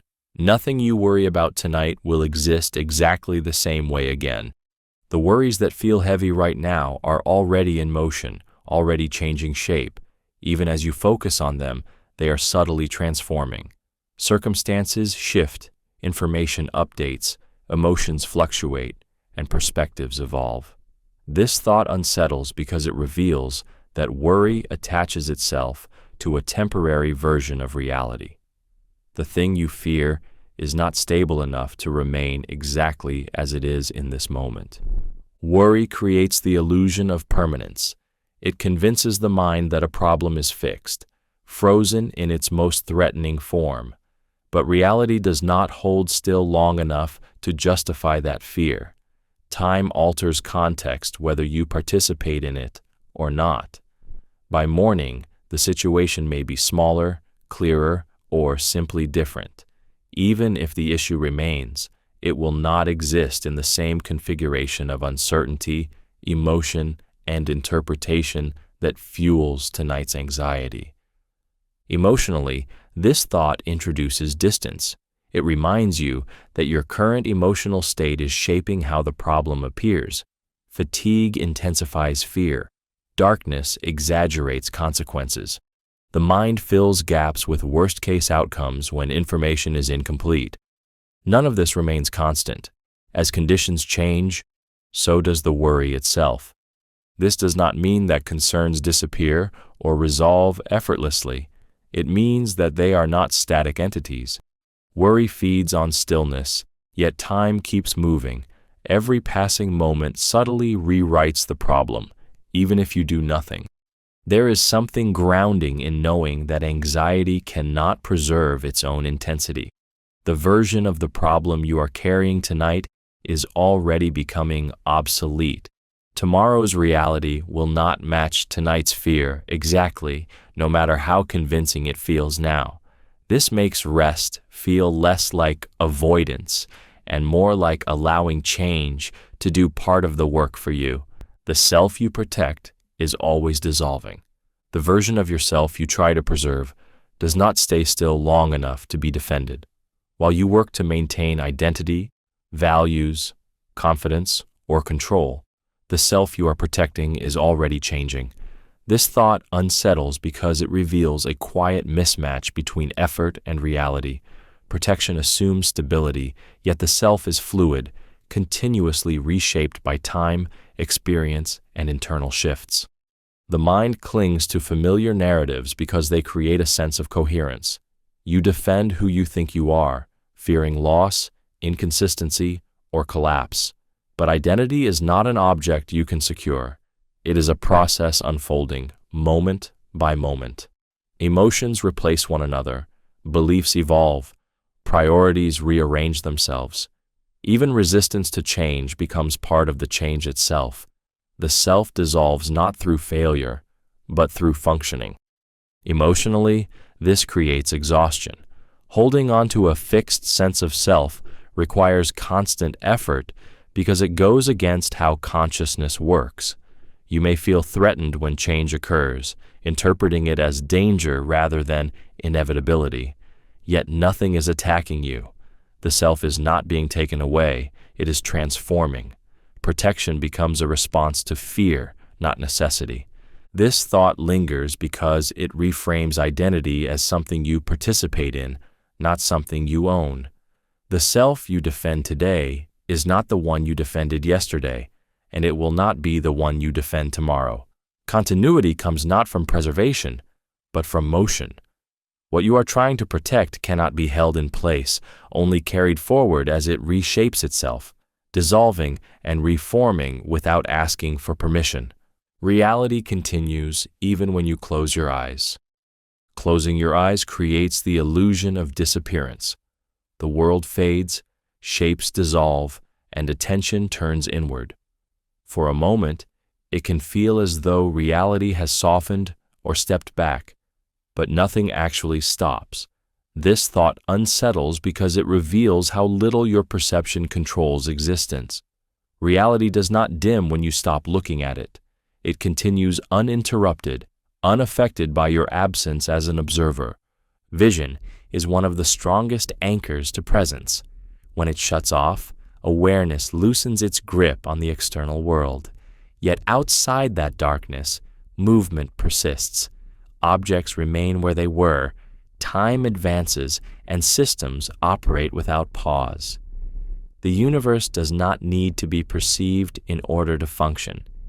This disconnect exposes how subjective experience is layered on top of something far more stable and indifferent. Emotionally, this can trigger a quiet vulnerability. If reality continues without you watching, then you are not the center holding it together. The world does not depend on your attention to exist. This can feel unsettling, as if control has been removed, but it can also be strangely relieving. You are allowed to stop monitoring everything. Nothing collapses when you rest. This thought also reframes sleep and withdrawal. When you close your eyes, you are not abandoning reality. You are stepping out of constant engagement with it. Reality carries on while you disengage, holding its structure without requiring your awareness. You do not need to witness every moment for existence to remain intact. This creates space for rest, for letting go, for trusting that the world does not require your vigilance. Even in darkness, even in unconsciousness, everything continues, steady and unbothered, waiting without expectation for awareness to return. You will never relive this exact tiredness again. This tiredness is a specific configuration of your body, your mind, and this moment in time, and it will never repeat itself. It feels familiar because you have been tired before, but familiarity is misleading. The weight behind your eyes, the slowing of thought, the particular blend of physical fatigue and mental dullness is unique to right now. Once it passes, it is gone forever. This thought feels quietly strange because it turns something mundane into something irreversible. Tiredness often feels like a static state, as if exhaustion is a place you return to again and again. In reality, it is an event. It emerges from the exact hours you were awake, the thoughts you carried, the emotions you suppressed, the environment you moved through. Change any one of those variables, and the experience becomes something else. Even tomorrow's tiredness will not be this one. It will be shaped by a different day, a different version of you. Emotionally, this reframes fatigue as a fleeting experience, rather than a burden that lingers unchanged. The discomfort you feel now is already dissolving, even if it doesn't feel that way. Your body is moving forward through it, whether you notice or not. This can feel oddly comforting. Nothing you feel, not even exhaustion, is permanent or repeatable in its exact form. There is also something grounding in realizing that this tiredness belongs only to now. It does not define you. It is not something you carry forever. It is a temporary state passing through a temporary version of you. Soon, this specific heaviness will no longer exist anywhere. Not in memory, not in sensation, not in the body. It will have happened once, fully, and then quietly disappeared. Identity is a story the mind keeps telling. Identity feels solid because it is repeated. The mind narrates who you are continuously, stitching memories, habits, and emotions into a story that feels consistent over time. You wake up already inside that narrative, carrying assumptions about yourself forward without questioning them. This thought unsettles because it suggests that the self is not a fixed object, but an ongoing explanation. Stories simplify. They create continuity where reality is fragmented. The mind selects certain traits, moments, and patterns, then arranges them into something that feels stable enough to rely on. Contradictions are smoothed over. Changes are reframed as development rather than rupture. This narrative is not false, but it is curated. It highlights some truths while quietly ignoring others. In doing so, it creates a sense of identity that feels inevitable rather than constructed. Emotionally, this introduces both freedom and unease. If identity is a story, then parts of it can be revised. Beliefs about who you are, what you are capable of, and what you deserve are not immutable facts. They are interpretations reinforced through repetition, yet this also means the self is more fragile than it feels. When the story is disrupted through loss, change, or contradiction, the sense of who you are can momentarily collapse. This thought reframes inner conflict. When different desires or behaviors clash, it is not because you are inconsistent, but because multiple narratives are competing for dominance. The mind chooses one to maintain coherence, even if it no longer fits perfectly. There is something quietly revealing in recognizing the self as a narrative process rather than a static core. You are not discovering who you are. You are continually explaining yourself to yourself. The story keeps updating, adjusting to new information, trying to remain believable. And as long as the mind keeps telling it, identity continues to feel real, even though it is always in the process of being rewritten. You are a question the universe is briefly asking. Your existence does not arrive with an answer attached to it. It appears, unfolds, and moves through time without resolving itself into certainty. This thought unsettles because it reframes being alive as an inquiry rather than a statement. You are not here to confirm something already known. You are here as a temporary exploration of possibility. The universe does not explain you. It expresses you briefly. A question implies openness. It suggests that something is being tested, examined, or experienced without knowing the outcome in advance. Your thoughts, reactions, relationships, and choices are not proofs of a fixed purpose, but variations within a larger unknown. Once you exist, the universe observes what happens when conditions produce someone like you. There is no need for permanence. Questions are not meant to last forever. Emotionally, this creates both lightness and unease. If you are a question, then you do not need to arrive at a final definition of yourself. You are allowed to change, contradict yourself, and remain unresolved. At the same time, questions imply impermanence. They are asked, explored, and eventually left behind. This can make existence feel fragile, like a thought passing through something much larger. This thought lingers because it dissolves the pressure to justify being alive. A question does not need to prove its worth. Its value lies in being asked at all. Your presence does not require a conclusion. The universe does not demand that you solve yourself. It only asks, briefly, what happens when you are here, and then moves on, carrying the experience forward without explanation. The stars do not notice us noticing them. When you look up at the stars, it can feel like a quiet exchange, as if attention itself forms a connection.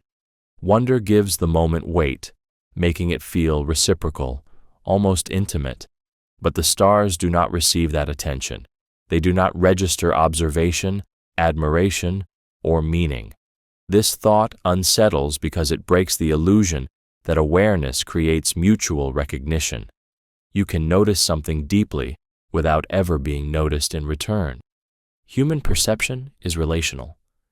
We are wired to assume that looking implies being seen, that attention creates a loop.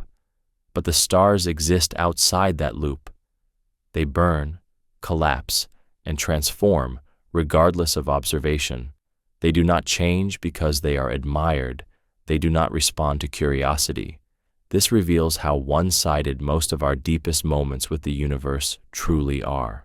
The sense of connection is real to you, but not shared. Emotionally, this can feel isolating at first. The idea that your awe goes unanswered touches a quiet loneliness, yet it also reframes wonder as something internal rather than transactional. Meaning does not require response. The stars do not need to acknowledge you for the experience to matter. The impact happens entirely within awareness. There is also humility in this realization. You are not in dialogue with the universe. You are witnessing it. Your thoughts, questions, and emotions do not ripple outward in the way they feel, but they ripple inward, shaping perception and identity. The stars remain indifferent, and that indifference does not diminish their beauty. It amplifies it. They exist without needing to be seen, while you find meaning in seeing them. The noticing changes you, not them, and that asymmetry is what makes the experience profound rather than empty. You have already changed the world in ways you'll never know. Your existence has altered reality in subtle, untraceable ways that will never return to you as evidence. Every interaction, every delay, every word spoken or withheld has redirected something, another person's mood, a decision, a chain of events too small to record. This thought feels unsettling because it contradicts the idea that impact must be visible to be real. Change does not announce itself, it disperses. Most influence happens quietly. A glance that shifted someone's confidence, a sentence that lingered longer than intended, a moment where your presence altered the course of another person's day, even slightly. Those ripples continued outward, colliding with other lives, other decisions, other moments. By the time they reached any measurable outcome, your involvement was unrecognizable. The cause dissolved into complexity. Emotionally, this reframes significance. You are not only what you can track or remember, your impact exists largely outside your awareness. This can feel frustrating because the mind wants confirmation, but it also removes pressure. You are not responsible for witnessing or managing every effect you create. Influence happens automatically, simply by existing among others. This thought also complicates regret. If you have changed the world in ways you'll never know, then you have likely helped as often as you have harmed, without realizing either. Judging yourself based on visible outcomes is incomplete. Most consequences never loop back to the source. You are part of a network too vast to perceive from within. Your actions disperse into it and become something else. Long after you forget a moment, its influence may still be unfolding somewhere you will never see, shaped by you, but no longer belonging to you. Awareness flickers, but existence does not. Your awareness is unstable by nature. It sharpens, dulls, wanders, disappears, and returns without asking for permission. Attention drifts. Consciousness fades in sleep, distraction, or unconsciousness. There are moments when you are vividly present, and moments when you are barely there at all. Yet existence itself does not mirror this fragility. The world continues uninterrupted, indifferent to whether you are aware of it. This thought unsettles because it separates being from noticing. You tend to equate reality with perception. When awareness fades, it can feel as though things stop mattering or even stop existing. But existence does not rely on observation.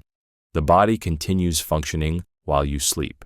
Time continues advancing while you are lost in thought. Events unfold whether or not they register in your consciousness. Awareness is a spotlight, not the stage. It illuminates briefly, selectively, and inconsistently, while reality remains fully present beyond its beam. Emotionally, this creates a quiet humility. Your experience of the world feels central, yet it is intermittent. You dip in and out of presence constantly, while existence maintains a steady continuity. This can feel unsettling because it challenges the idea that consciousness is the anchor of reality. Instead, it suggests that awareness is a temporary condition layered on top of something far more stable. This thought also reframes exhaustion and rest. When awareness flickers, you are not failing to exist fully. You are simply experiencing the natural limits of consciousness. The self does not need to be continuously present for life to continue. There is relief in knowing that you can disappear for a while without everything collapsing. Existence does not demand your attention to persist. It holds steady through your lapses, your sleep, your forgetting. Awareness comes and goes, but reality remains, patient and uninterrupted, waiting for consciousness to return when it does. The body knows how to sleep without instruction. Sleep does not need to be learned, remembered, or consciously executed. The body enters it on its own, guided by processes that operate far below thought. You are not taught how to fall asleep, and you do not practice it to improve. It happens despite effort, sometimes even against it. This thought unsettles because it reveals how much of your existence functions without your awareness or permission. When you are awake, the mind often believes it is in control. It plans, evaluates, and narrates, but sleep bypasses all of that. The body decides when to release consciousness, when to slow systems down, and when to let awareness fade. You cannot command sleep directly. You can only stop interfering and allow the body to do what it already knows how to do. This exposes a quiet hierarchy where where intelligence exists without thought. Emotionally, this creates a mix of vulnerability and relief. If the body can take over something so essential without guidance, then the self is not as central as it feels. Yet this also means you are not solely responsible for maintaining yourself. There is an internal knowledge that predates intention, one that continues to function even when the mind is exhausted or confused. This thought lingers because it reframes trust. Sleep is an act of letting go into a process you do not oversee. The body does not ask if it is safe to rest. It simply moves toward it when conditions allow.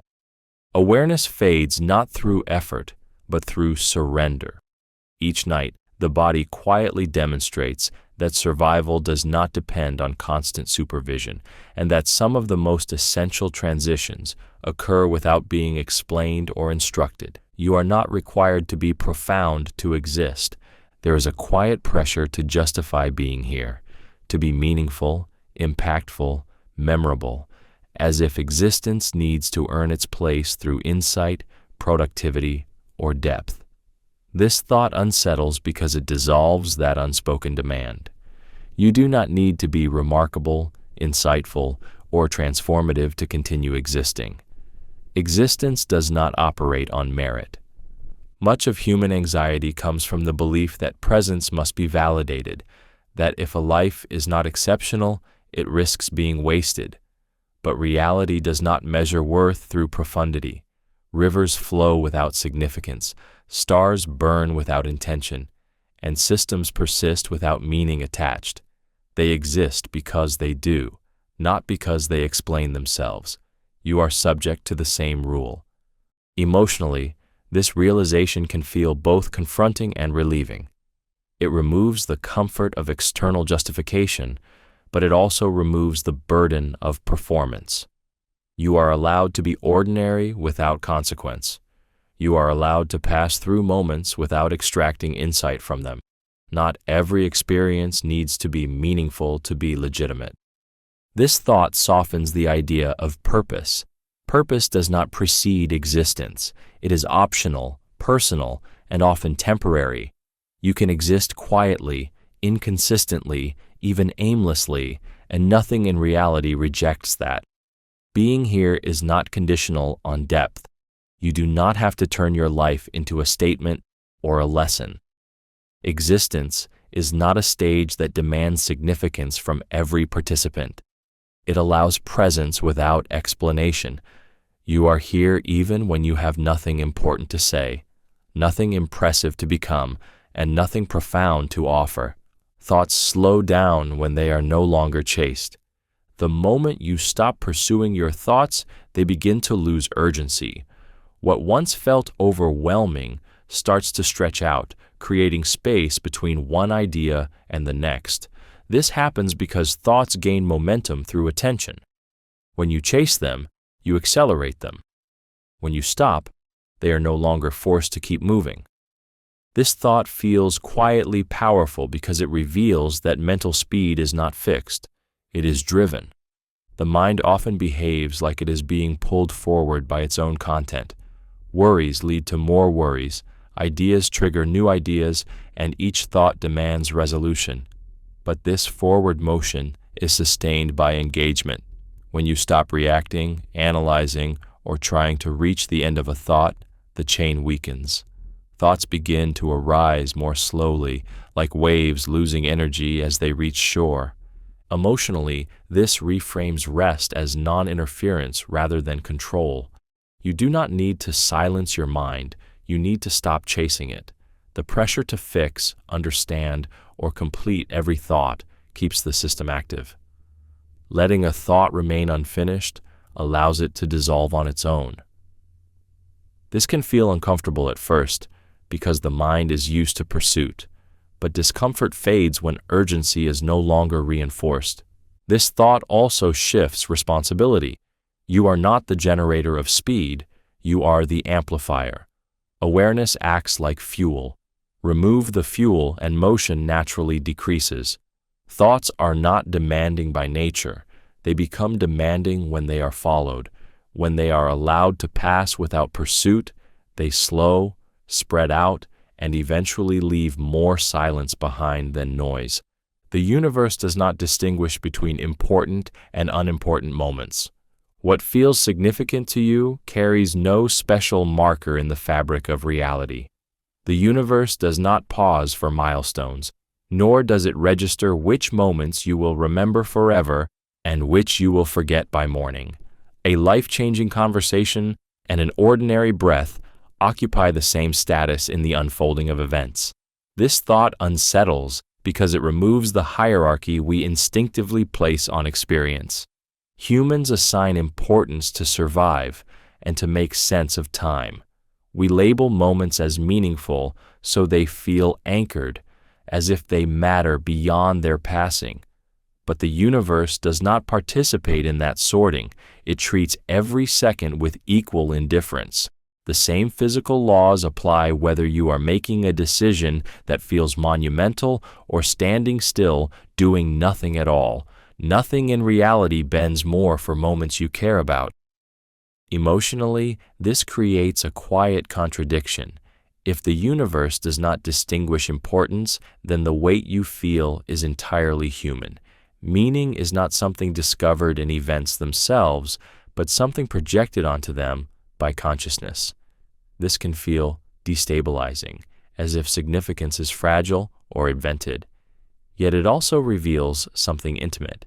Importance exists only because you are here to feel it. This thought reframes pressure.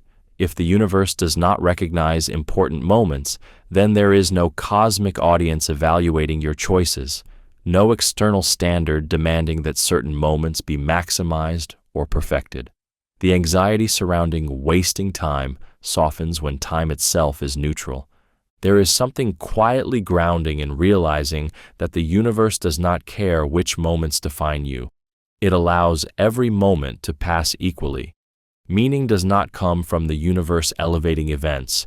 It comes from you experiencing them, and that experience, however brief or ordinary, is where importance lives. You are as real as anything has ever been. Your existence does not sit on a lower tier of reality.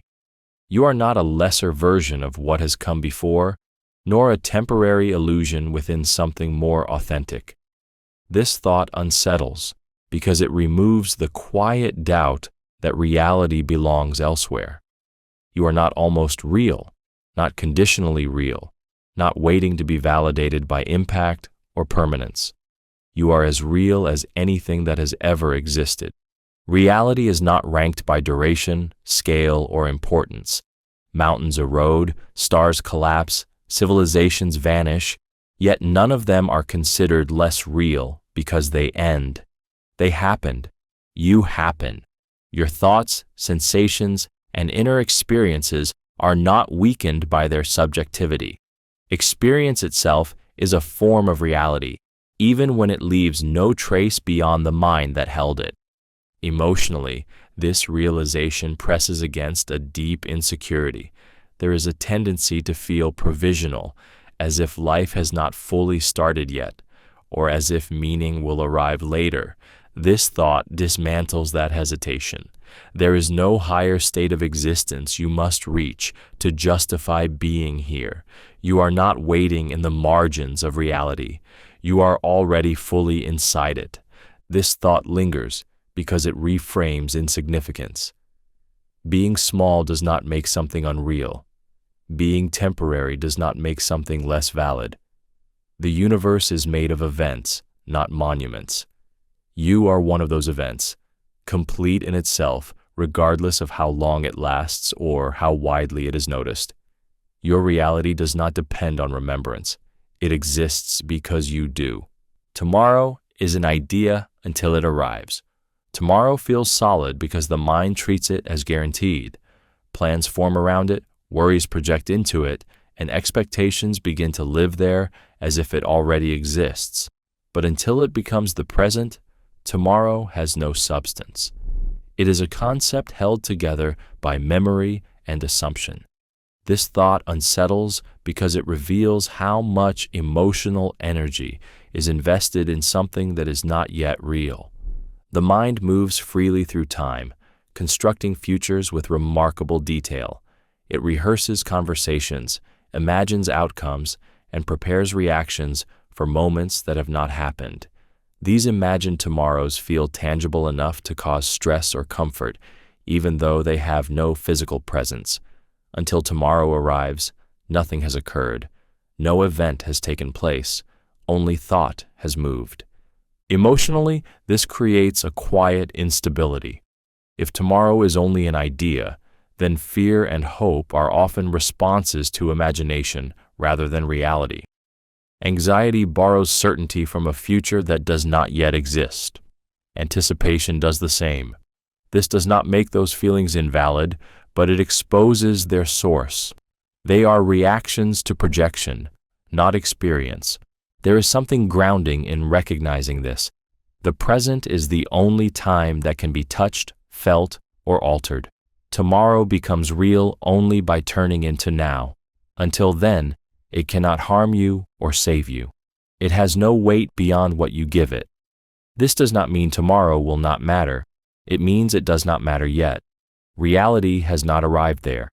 It remains an idea, sustained by expectation, waiting to collapse into experience. Until that moment, everything that feels certain about tomorrow exists only in thought, unfolding in a place that is not yet real. You will never think every possible thought. No matter how long you live or how deeply you reflect, the space of possible thoughts will always remain larger than you.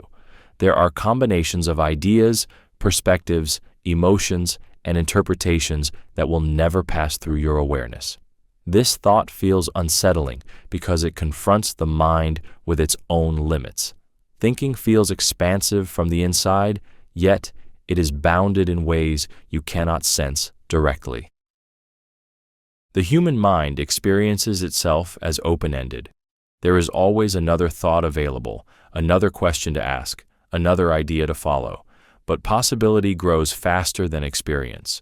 For every thought you have, countless others remain unexplored, not because you chose against them, but because you never encountered the conditions required to generate them. Thought is shaped by language, culture, biology, and chance. What you think depends on what you are exposed to, and exposure is always partial. Emotionally, this introduces a quiet humility. It suggests that understanding is never complete, not even in principle. You are not failing to grasp everything. Everything is ungraspable by design. There will always be thoughts that belong to other minds, other eras, other configurations of awareness. Some ideas can only exist where you will never be. This thought also softens the pressure to exhaust meaning. You are not meant to reach the end of thinking. The mind is not a container to be filled, but a process unfolding within limits. Missing thoughts is not loss, it is structure. Your inner world is defined as much by what never appears as by what does. You think what you can, when you can, from where you are, and beyond that, possibility continues without you, endlessly. Rest is a form of trust. Rest requires letting go in a way that feels subtly dangerous. To rest is to stop monitoring, stop anticipating, stop holding everything together through constant attention. This thought unsettles because it reframes rest not as inactivity, but as belief. Belief that things will continue without your vigilance. Belief that you do not need to be present for every moment in order for life to function. The mind resists rest because it equates awareness with control. As long as you are thinking, worrying, or planning, it feels like you are doing something to protect yourself. Rest interrupts that illusion. When you sleep or truly relax, you surrender the narrative that you are responsible for holding reality in place. You trust that your body will keep breathing, that time will keep moving, that the world will not collapse in your absence. Emotionally, this creates tension. Rest can feel undeserved or unsafe, especially when there are unresolved problems or unanswered questions. The mind insists that stopping means neglect, But rest does not erase responsibility. It temporarily releases it. It acknowledges that constant effort is not the same as effectiveness. In fact, exhaustion distorts judgment more than distance ever could. This thought reframes rest as an act of confidence rather than weakness. You trust your systems, internal and external, to carry on without constant supervision. You trust that you will return. You trust that clarity does not require continuous strain. There is something quietly powerful in choosing to rest despite uncertainty. It signals faith in continuity. Life has been unfolding long before you intervened, and it will continue during your pause. Rest is the moment you stop gripping existence and allow it to hold you instead. The mind loosens when nothing is demanded of it. The mind tightens under expectation. It organizes itself around tasks, outcomes, and responsibilities, holding tension as a way to remain prepared. When demands disappear, something subtle happens. Thoughts slow, edges soften, and the constant internal pressure eases without instruction. This thought unsettles because it reveals how much strain is created not by thinking itself, but by being required to think for something. Much of mental tension comes from obligation. Even idle thoughts often serve a purpose: planning, worrying, rehearsing, or defending. When nothing is asked of the mind, it no longer needs to perform. There is no problem to solve, no identity to maintain, no future to anticipate. In that absence, thinking loses its urgency. The mind does not stop, but it changes texture. It becomes less rigid, more fluid, less attached to outcomes. Emotionally, this creates a quiet release that can feel unfamiliar. Without demand, the mind does not collapse, it expands. This challenges the belief that constant pressure is necessary to function. Instead, it suggests that clarity and calm emerge when the mind is allowed to drift without direction. Rest is not emptiness, but permission. This thought lingers because it reframes control. You do not need to force relaxation or chase silence. The mind naturally loosens when it is no longer being pulled forward by expectation.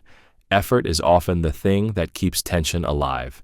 When nothing is required, the mind returns to a more natural state, one where thoughts pass without clinging, awareness softens, and the self feels less tightly held. You exist whether or not you understand why. Existence does not wait for explanation.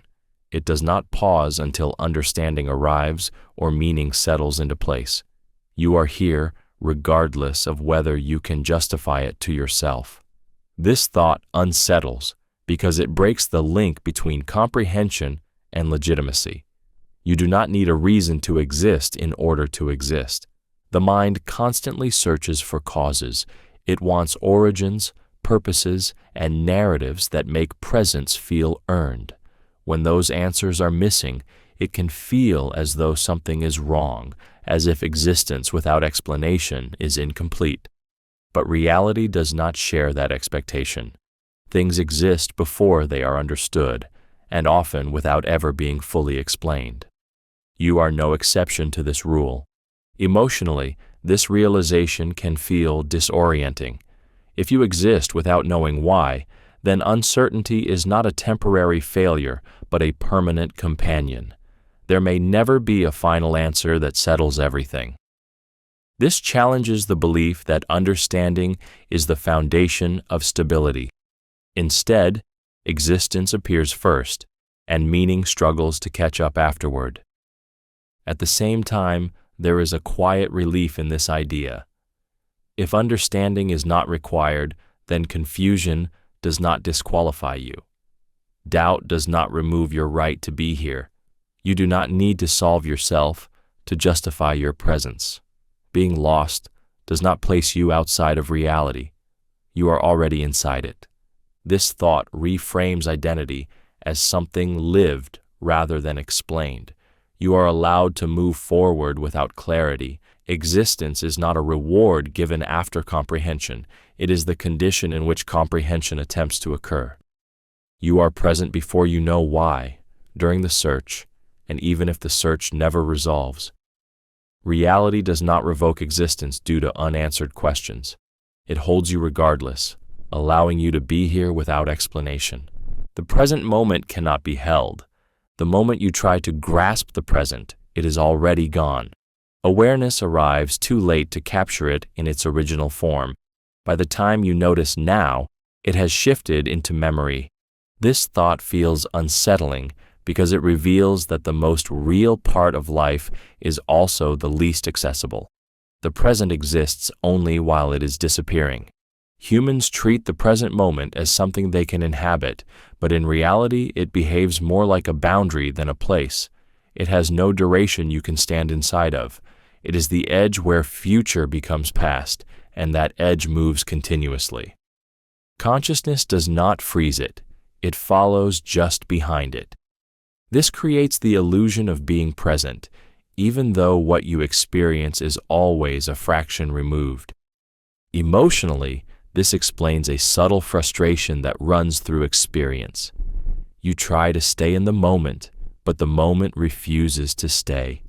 Efforts to hold onto joy, clarity, or calm fail not because of weakness, but because holding contradicts the nature of time. The present is not something you possess, it is something you pass through. This thought also reframes mindfulness. Paying attention does not stop the present from vanishing.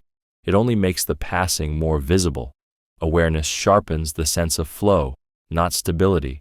You become more attuned to change, not less subject to it. The present cannot be captured, stored, or extended. It does not wait for understanding or appreciation.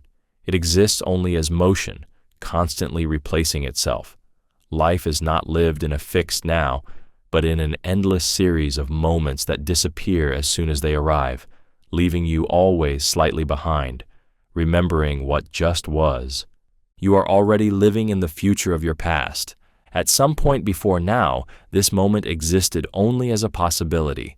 The present you are inhabiting was once a distant outcome, an imagined tomorrow, a vague later that may have felt abstract or unreachable. Yet here it is, fully formed and ordinary. This thought unsettles because it collapses the distance between anticipation and reality. The future you once waited for has already arrived, and you are living inside it without noticing. The mind tends to experience time asymmetrically. The past feels fixed, the future feels open, and the present feels fleeting.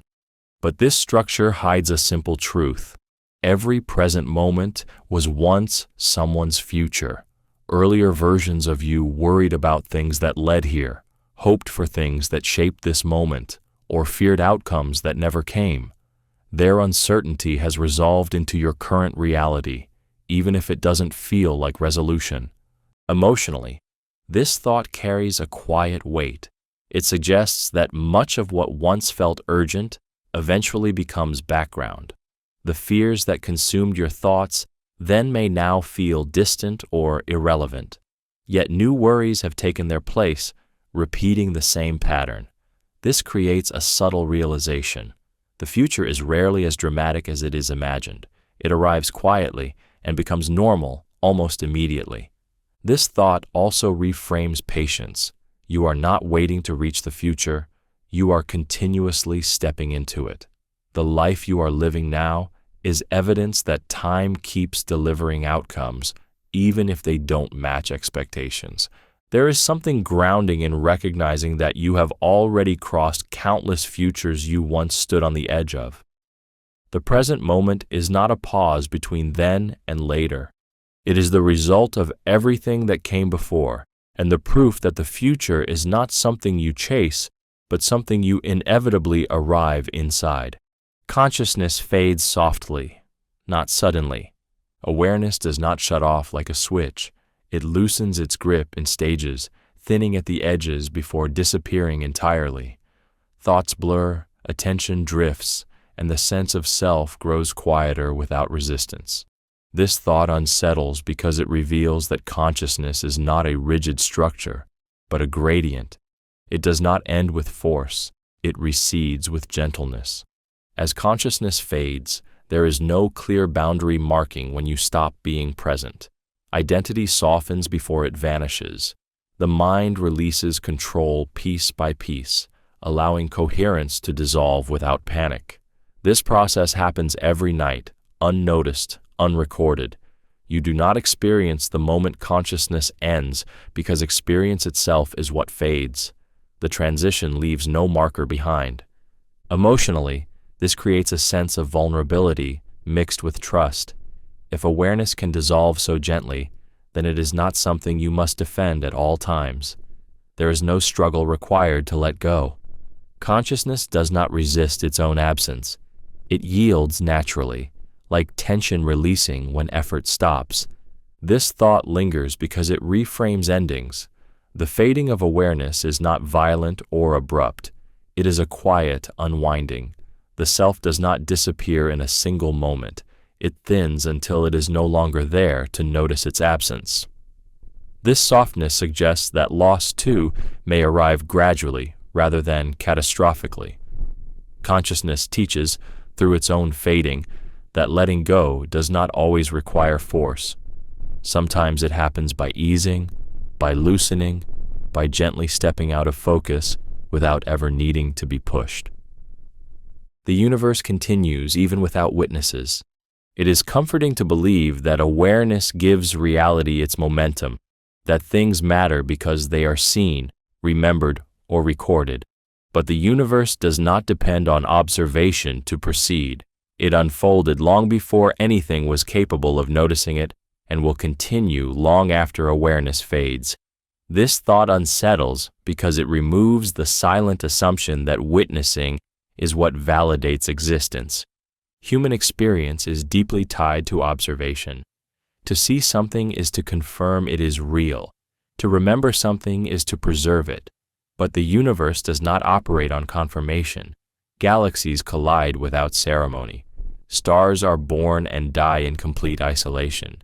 Entire processes occur without ever being observed, documented, or understood. Reality does not wait for an audience. It moves forward regardless of whether anyone is there to acknowledge it. Emotionally, this realization can feel sobering. If the universe continues without witnesses, then presence is not required for continuation. You are not holding the world together by paying attention to it. This can feel like a loss of significance, as if meaning slips away when no one is watching. But that discomfort comes from confusing importance with observation. There is also a quiet release hidden here. If the universe does not require witnesses, then you are not responsible for validating existence. You do not need to see everything, understand everything, or remember everything for reality to remain intact. Things can happen without being held in mind. This allows you to rest inside something larger than awareness. Existence is not fragile. It does not disappear when unnoticed. It persists on its own terms, steady and indifferent, allowing you to be a witness for a while without making you necessary for its continuation. You do not need to solve yourself tonight. There is nothing about you that requires immediate resolution. The urge to understand, fix, or define yourself often grows louder at night when distractions fade and the mind turns inward. Questions surface that feel urgent and unfinished, as if clarity is something you should reach before rest is allowed. This thought feels relieving because it interrupts that pressure. It suggests that self-understanding is not a task with a deadline. The mind treats identity like a problem to be solved, assuming that once the right insight is found, everything will settle. But the self is not static. It changes as experiences accumulate, meanings shift, and emotions move through you. Trying to finalize an understanding of yourself in a single moment ignores the fact that you are still in motion. Any conclusion you reach tonight would be temporary, shaped by your current mood, energy, and perspective. Emotionally, this thought creates permission to pause without progress, permission to exist without clarity. You do not owe yourself answers when you are tired. The need to solve yourself often comes from discomfort, not necessity. It is a response to uncertainty. not a requirement for peace.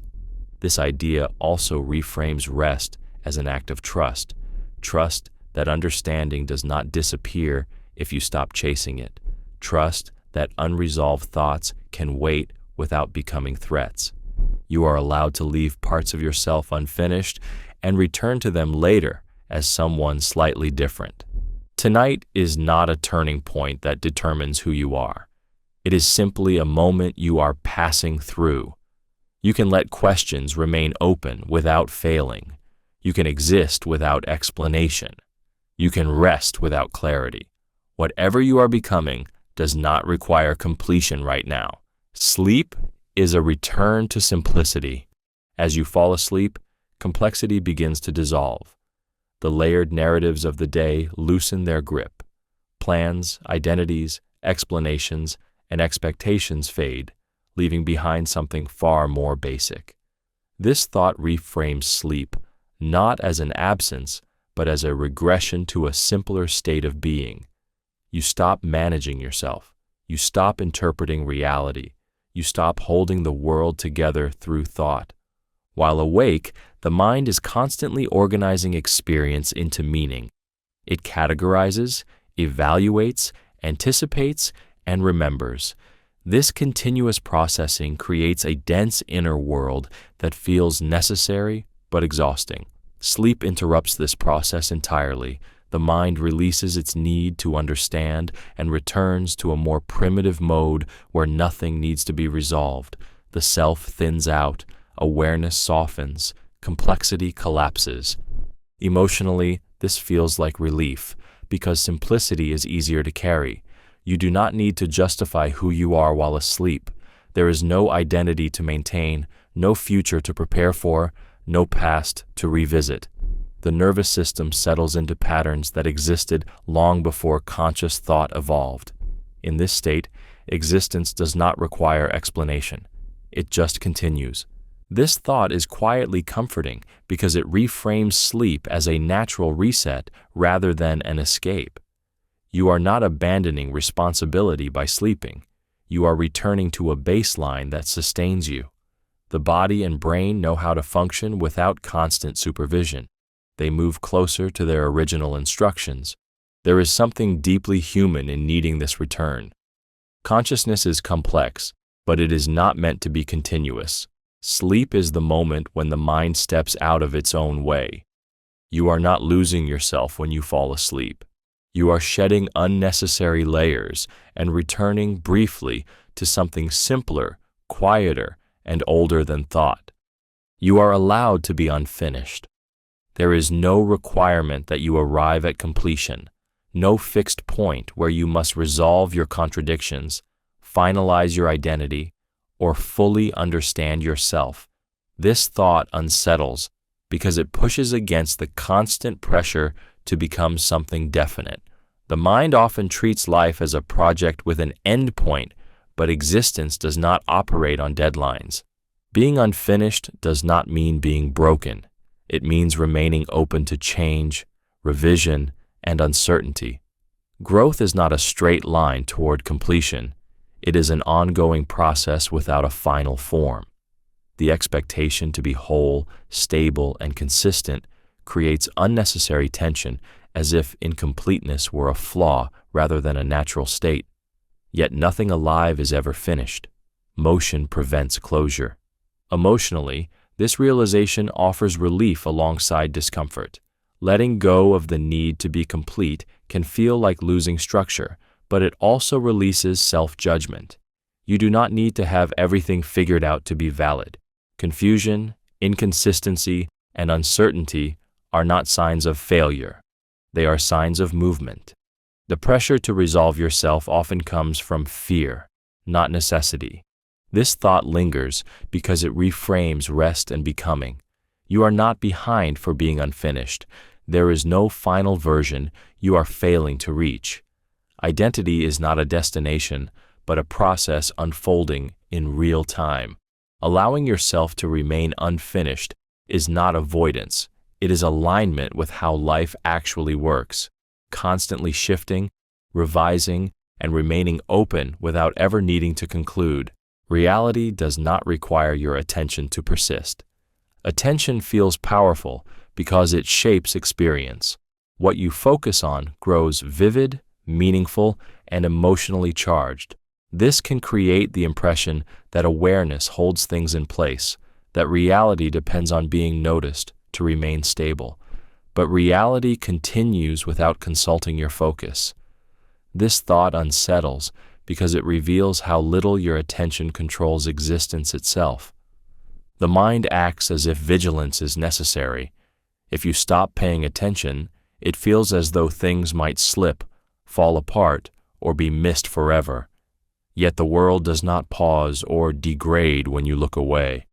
Objects remain, processes continue, and time advances regardless of whether you are tracking it. Reality does not flicker on and off with observation. It is not sustained by concentration. Emotionally, this realization can feel threatening at first. Letting go of attention can feel like letting go of control. If you are not watching, what happens? But this fear reveals how attention has become tied to responsibility. You feel obligated to monitor, to stay aware, to keep up. Reality quietly disproves this obligation by persisting without your supervision. There is deep relief in this idea.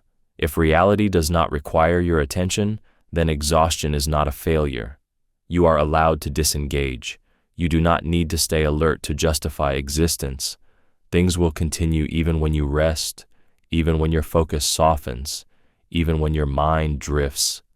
This thought reframes attention as participation rather than maintenance. You pay attention to experience it more fully, not to keep it alive. Reality does not collapse when you step back. It holds its shape on its own, allowing you to return when you are able, without penalty or loss. You have already survived moments you thought you wouldn't. There were times when the future felt unreachable, when the weight of what you were experiencing made continuation seem impossible. In those moments, survival did not feel like an option. It felt like something other people managed, not you. And yet, you are here. This thought feels heavy because it confronts you with a version of yourself who endured more than you believed you could, often without realizing it in the moment. Survival rarely arrives with triumph or clarity. Most of the time, it happens quietly. You keep going not because you feel strong, but because stopping never fully presents itself as a choice. Days pass one after another, even when each one feels unbearable. Looking back, it becomes clear that endurance did not come from certainty or confidence, but from continuation itself. You lived through moments without knowing how they would end, and they ended anyway. Emotionally, this thought reshapes self-perception. The version of you who survived those moments is not separate from who you are now. That resilience is already part of you, even if it doesn't feel accessible in the present. You do not need to prove strength again for it to exist. It has already been demonstrated under conditions far more difficult than now. This idea also softens fear of future pain. You cannot know what is ahead, but you have evidence that uncertainty is survivable. You have moved through collapse, confusion, and loss before, often while believing you were at your limit. The fact that you are here is not accidental. It is the result of countless moments you outlived, even when you were convinced you wouldn't. Nothing is asking you to stay awake. The urge to remain awake often feels urgent, as if something will be lost if you let go. Thoughts insist that you need to keep watching, keep thinking, keep holding things together a little longer. But this thought quietly dissolves that pressure. Nothing external is demanding your awareness right now. There is no signal coming from the world that requires your continued vigilance. The need to stay awake exists almost entirely inside your mind. Awareness can feel like responsibility. As long as you are conscious, it feels as though you are participating, protecting, managing outcomes. Letting yourself fall asleep can feel like abandonment, as if something important might happen without you there to respond. Yet reality does not wait for your attention to proceed. The world does not pause or accelerate based on whether your eyes are open. It continues with the same indifference either way. Emotionally, this thought creates a subtle release. If nothing is asking you to stay awake, then staying awake is not an obligation. The mind often invents urgency where none exists, confusing activity with necessity. Silence feels suspicious only because you are used to filling it. But absence of demand is not danger, it is permission. This thought reframes sleep as a response to nothing rather than an escape from something. You are not failing to attend to life by resting. You are simply responding appropriately to the lack of requirement. There is no audience waiting, no countdown running, no unfinished task that must be guarded through consciousness. There is something deeply calming in realizing that wakefulness is optional in this moment. Awareness can soften without consequence. The world is not calling your name. Nothing needs you to remain alert. You are allowed to let consciousness fade, not because everything is resolved, but because nothing is asking you to keep holding on. The universe holds you without noticing. Your existence is supported by structures that are completely indifferent to you. Gravity keeps you anchored, physical laws keep matter stable, and time carries you forward without awareness of your presence. This thought unsettles because it removes the idea of being singled out. You are held not because you are recognized, but because you are part of a system that functions regardless of who you are. The universe does not adjust itself to accommodate you.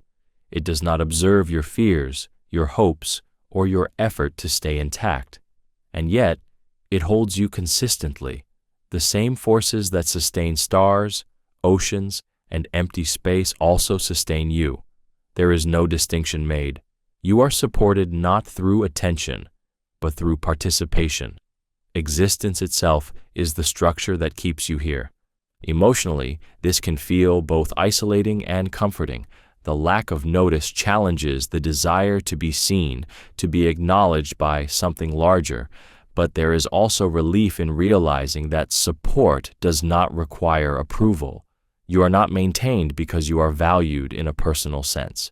You are maintained because the universe operates in a way that allows you to exist at all. This thought lingers because it reframes safety. Being held does not mean being protected from harm or difficulty. It means being included in the ongoing mechanics of reality. You are not cradled, but you are carried. The universe does not watch over you, yet it sustains you without interruption. You remain here not through intention, but through inevitability, resting within systems that do not need to notice you in order to hold you. You are both fragile and persistent. You break easily in ways that are invisible. A thought can unravel you. A memory can weaken your body. A few words can shift your entire internal structure. At the same time, you continue. You endure through exhaustion, disappointment, fear, and repetition. This thought unsettles because it holds two opposing truths at once. You are delicate, yet you remain. Fragility suggests something easily destroyed, something that cannot withstand pressure. Persistence suggests endurance beyond expectation. The human experience contains both simultaneously. You are vulnerable to pain, loss, and uncertainty, yet you keep moving through them without fully understanding how. You survive moments that once felt impossible, often without noticing the exact point where survival happened. Emotionally, this creates a quiet contradiction. You may feel weak, easily affected, or overwhelmed, and yet evidence of persistence surrounds you. The fact that you are here now means you have already endured countless moments that could have stopped you. This does not mean you are strong in the way strength is usually imagined. It means continuation does not require invulnerability. It only requires movement, however small. There is something deeply human in this duality. Fragility allows you to feel deeply. Persistence allows you to continue feeling it all. Without fragility, experience would be flat. Without persistence, experience would end quickly. The two are not opposites but companions, shaping how you move through existence. This thought softens self-judgment. Struggling does not mean you are failing to endure. Being affected does not mean you are weak. You can be shaken and still remain. You can bend without breaking. Existence does not demand that you be unbreakable. It allows you to be sensitive and continuing at the same time, carrying both qualities forward together, moment by moment. Awareness drifts, but existence remains. Your attention is never fixed for long. It wanders, fades, sharpens, and dissolves without asking. Some moments feel vivid and intense, others blur together or vanish entirely. You drift in and out of presence, sometimes deeply aware, sometimes barely conscious of what surrounds you.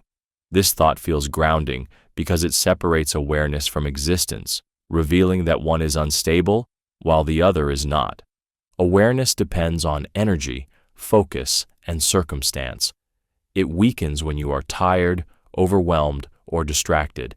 It slips away during sleep, daydreaming, or routine.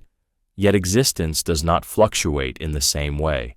The world does not dim when your attention does. Reality does not require you to witness it in order to continue. Things persist even when you are not fully present to them. Emotionally, this can be both unsettling and relieving. It is unsettling because it reminds you that you are not always in control of your own awareness. You cannot force yourself to be fully present at all times, but it is also relieving because it removes responsibility. You do not need to constantly pay attention for life to hold together. Existence is not fragile in that way. This thought also reframes moments of dissociation or mental distance. Drifting awareness is not failure. It is part of how consciousness functions. You are allowed to fade in and out of focus without disappearing. Even when your sense of self feels thin or distant, you are still here, embedded in something larger and more stable than your attention. Awareness moves like a current, but existence is the river. You may drift along its surface, sometimes alert, sometimes lost in thought, but the river continues to carry you forward regardless, steady and indifferent, whether you notice it or not. You do not need answers to rest. The mind often treats unanswered questions as threats. It tightens around uncertainty, insisting that clarity must come before peace. This thought pushes gently against that instinct. It suggests that rest is not a reward for understanding, but a separate condition altogether. You are allowed to pause even when nothing feels resolved. Questions can feel heavy because they create open loops in the mind. The brain wants closure, and when it doesn't get it, it stays alert. This is useful for survival, but exhausting for existence. Not every question is meant to be answered immediately, and some are too large to be solved at all. Requiring answers before rest turns uncertainty into a constant source of tension. Emotionally, this thought brings both resistance and relief. Resistance, because letting go feels irresponsible. Relief, because it removes the pressure to solve your entire life in one waking stretch. Rest does not erase questions.